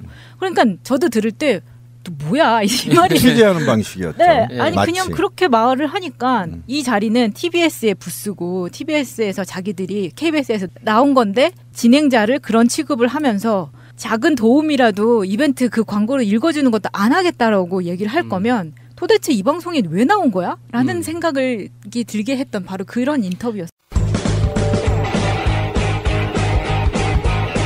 제도로서의 민주주의가 흔들리고 구타는 일은 이제 없습니다. 민주주의가 밥이고 밥이 민주주의가 되어야 합니다. 김어준이 미투 운동과 관련해서 멘트를 한 걸 이제 구구 언론들이 이제 굴절시켜서 계속 프레임을 만들었잖아요.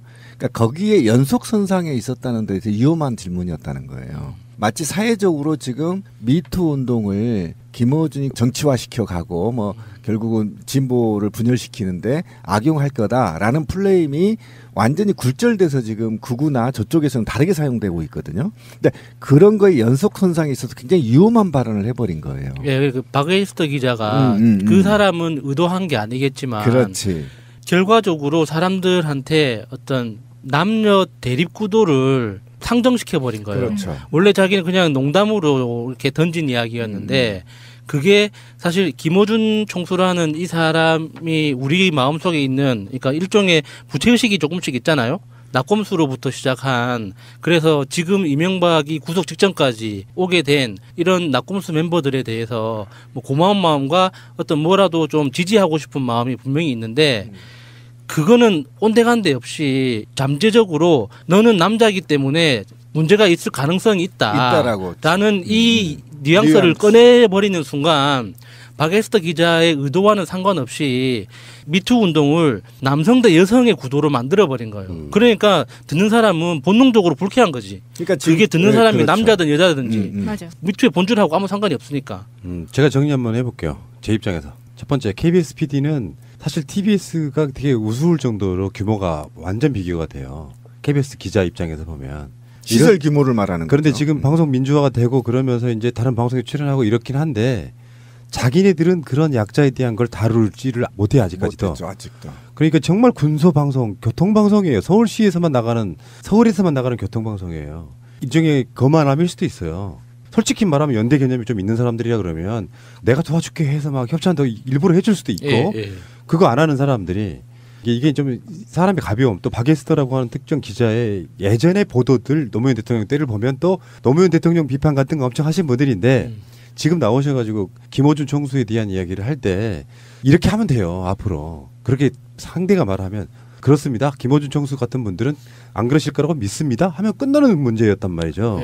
근데 거기서 자기가 굳이 그렇게까지 꺼내면서까지 이야기를 꺼내는 건 사실 사적이었다는 거예요. 불필요하다는 거죠. 그렇죠. 그것이 대본에 있었을 리도 없고요. 근데 그게 말을 좀 잘 꺼냈는데 우리 권 PD가 사실은요 이거 그냥 농담으로 넘어갈 수 있어요. 그죠? 보통 때였으면 넘어갈 수 있어요. 더 심한 말도 넘어갈 수 있어요. 왜냐하면 김어준의 캐릭터가 유머가 있기 때문이에요. 넘어갈 수 있었는데 왜 이번에는 넘어가지 못하느냐면 사회가 지금 굉장히 미투 운동으로서 박대출 의원 이분은 이제 은행에 가면은 대출 잘 나온다는 거예요. 네, 그냥 막 나온다는 거예요. 네.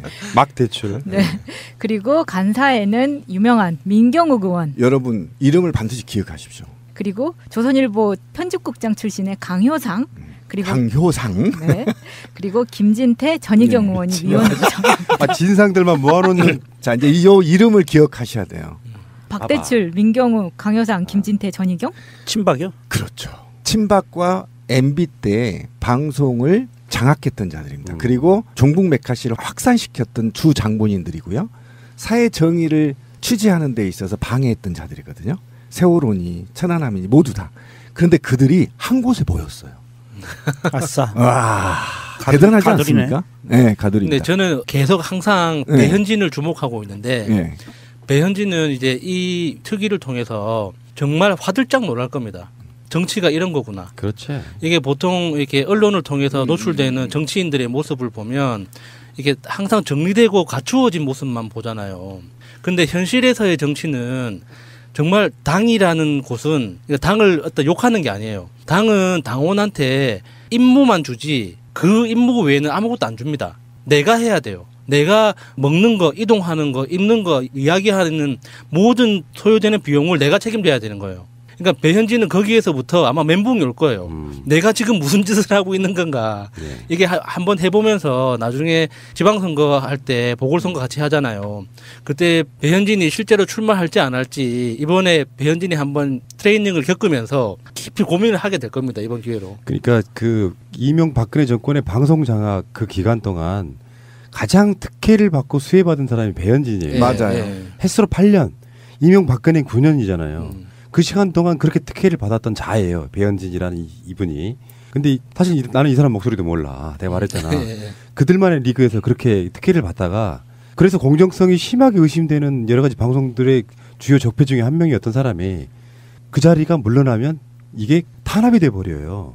지금 그 면면들을 보면 지금 그런 거 있잖아. 막 박대출이네, 민경욱이네, 강효상이네, 이인호, 고용주 이런 사람들을 이렇게 보고 있으면 자기들이 누릴 때는 그게 정상적이고 공정방송이고 그래서 그렇게 하면 되겠냐. 그래서 공정방송이 아니라는 건 여러 가지 증빙 등을 통해 나옵니다. 보도량, 뭐 어떤 기계적 균형이라도 뭐 지켜주려고 하는 노력들. 그래서 어마어마하게 그렇게 적폐 방송, 그러니까 표현도 좀 그렇다. 적폐란 말이 요즘에 하도 많이 쓰여가지고. 기레기 방송이라고 합시다. 그러니까 말도 안 되는 보도를 했던 그 장본인들이 정권 밖에서 그 자리를 내려놓으면 나는 이명박과 똑같은 구조예요. 그동안 정말로 죄송하게 생각한다. 어쩔 수 없었다. 조직원으로서 이렇게 내려놓고 자기 반성을 하기 시작하면요. 배현진도 또 다른 어떤 직책이 생길 거예요. 맞아요. 근데 그렇게 황제처럼 굴었던 바로 이분께서 자유한국당 들어가가지고 언론 탄압 받았다고 말을 하면 누가 믿겠냐고.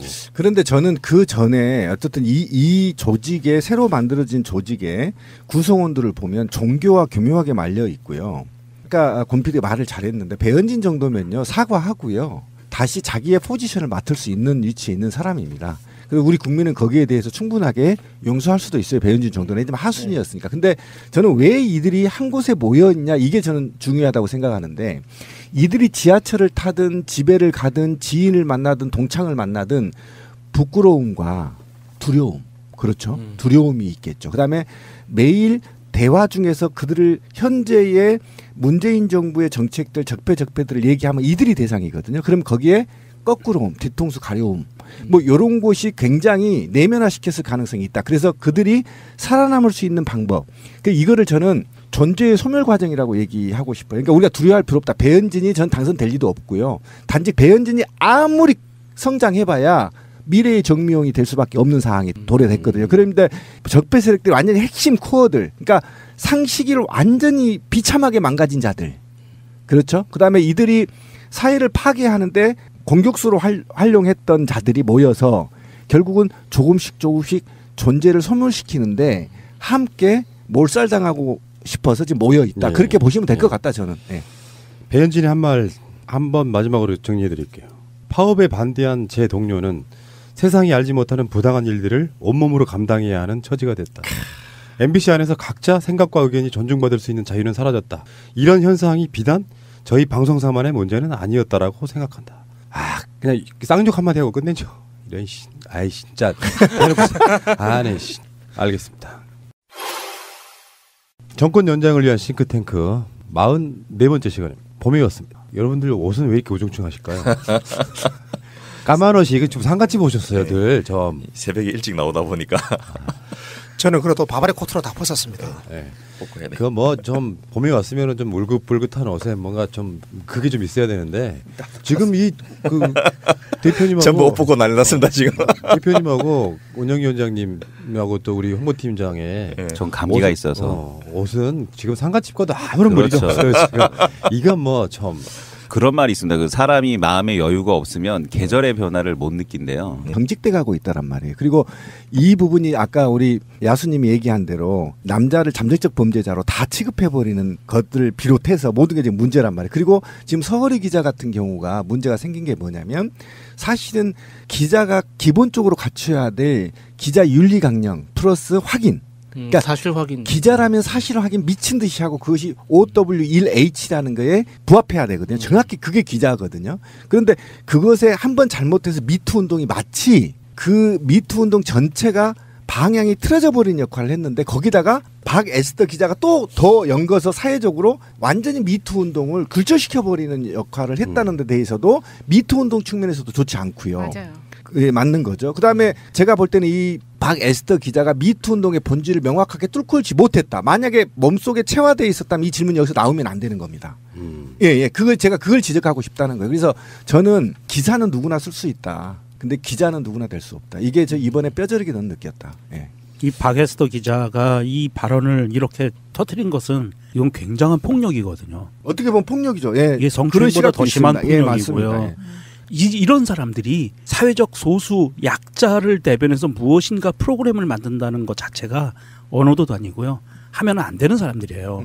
이런 사람들이 손대줄 게 아닙니다. 이런 거는. 지금 뭐 박에스더 기자가 과거에 했던 행적들이 속속들이 올라오면서 지금 좀 곤란한 입장이 있을 것 같은데 예를 들어서 미시 USA 같이 우리 미국 교포들이 있었던 그런 방송에서의 이야기를 보면요. 이명박근혜 시절에 교포들이 모여서 시위를 하면은 거기에 빨갱이라는 말을 직접 했다는 거예요. 그 목격담이 올라와 있기도 했었고요. 박에스더가요? 네. 그리고 실제로 그 당시에 라디오를 진행을 할 때는 노무현 대통령이 라고 이렇게 얘기를 했지만 이명박 할 때는 이명박 대통령께서라고 존칭이 완전히 달랐다는 거예요. 그래서 2008년 당시에 이 박에스더 기자에게 민원을 요청하는 글들이 당시에도 쇄도를 했었는데 그때의 글들이 캡처가 돼서 지금 막 SNS에서 돌아다니는 그러면 박에스더는 거의 그 KBS의 배현진급이네요. 뭐 그 정도는 아니더라도 어쨌든 그런 정도의 이 사람이 과거에 어떤 성향을 갖고 있는지를 볼 수가 있었던 거고 그게 저희 분석이 맞았나요? 그러니까 뭐냐면 아직 진보 민주 시대에 살아갈 수 있는 마인드와 철학이 부재하다. 예, 그런 분들이 이제 뭐 자기 방송도 아니고 사실은 KBS가 보면요 TBS도 팟캐스트급이에요. 아 근데 영향력은 1위잖아요. 아 그러니까 네, 그들이 보기엔 그런 그렇죠. 거예요. 그러니까 시대가 바뀌었어요. KBS의 MBC의 방송을 신뢰하지 않아요. 그래서 TBS에 나오는 거 아니에요. 그런 관점으로 봤을 때는 뭔가 좀 사실상 숨어 있는 또 다른 어떤 적폐가 어떤 운동을 통해 가지고 또 뭔가 다른 일을 하고 있는 그런 느낌이고요. 그래서 희화화되는 거죠. 네. KBS의 박에스더 이분이 계시다 그러면 얼마 전까지 MBC에 계셨던 바로 방송 적폐 배현진 씨는 적폐. 네, 적폐? 아 그렇군요. 어쨌든 배현진 씨는 지금 이제 자유한국당 들어가서 배현진을 통해 가지고 홍준표나 자유한국당이 하고 싶은 말을 이제 하는 건데 배현진의 첫 임무가 좌파 정권의 방송 장악의 피해자를 지원하는 거다. 이게 말인지 막걸리인지. 그러니까 문재인 정부 들어서 방송 장악을 하려고 보니까 피해자가 생겼다는 거 아닙니까? 그 사람들을 지원하는 임무를 배현진이 할 거다 이런 거거든요. 완전 지금 방송 장악을 당했다는 거를 프레임화 시키는 작업 같아요. 그런 것도 있고요. 하나만 더 이야기할게요. 뭐냐면 이건 실질적으로 써먹을 수 있는 용도지만 사실 배현진을 송파을에 내려보내려면 각종 논란이 만들어져야 해요. 그래서 어차피 우리가 주장하는 걸 안 믿는 사람들은 빼고 흔히 말해서 오른쪽에 계신다는 지역을 향해서 배현진의 인지도를 계속 높여주고 있는 방식으로 일종의 이제 그런 식의 아젠다를 던지면서 계속 논란이 되게 만드는 이런 방식이라고 저는 일단 해요. 노이즈 마케팅. 그렇죠. 일종의 노이즈 마케팅이죠. 그러니까 이 조직 자체가 배현진을 위해서 만들어 준 거죠. 그러니까 배현진을 입당시켜 가지고 환영회까지 열어줬는데 그 이후에 배현진이 할 일이 있어야 되는 거예요. 그래서 배현진에게 어떤 이런 위원회 하나를 만들어서 위원장직을 주는 거는 성급하거든요. 그러니까 일단 방송 장악, 그러니까 문재인 정권이 방송을 장악하고 있다라는 기본 프레임 안에서 배현진한테 일종의 트레이닝이 필요한 거예요. 이 사람이 정치 활동을 한 번도 안 해봤기 때문에 실제로 정치 활동이 이런 거다. 그래서 이런 식으로 노출이 되고 당원들하고는 이런 식으로 협조를 해서 당무 활동이라는 게 이루어진다라는 걸 훈련을 시켜야지 실제로 선거에 나갔을 때 써먹을 수가 있는 거죠. 그러니까 내일의 정미용을 키우고 있는 겁니다. 네, 맞습니다. 예. 자, 근데 여기서 지금 자유한국당이 이 좌파 정권 방송장악 피해자 지원특위를 구성하면서 내놨던 말이 완전 코미디예요. 전 이인호 KBS 이사장, 고영주 방송문화진흥회 이사장, 강규형 KBS 이사 등 문재인 정권 언론노조 피해자를 지원하고 방송계 미투 피해자 등을 지원하기로 한다. 그러니까 지금 여기에 고영주, 이인호, 강규형 이런 사람들이 문재인 정권 언론노조 피해자예요? 일단? 그렇게 규정하고 있는 것 같습니다. 근데 그 추가로 그 합류되는 그 피해자 대책위원회 추가로 합류되는 인사들도 좀 불러주실래요? 그 할 얘기가 있어요.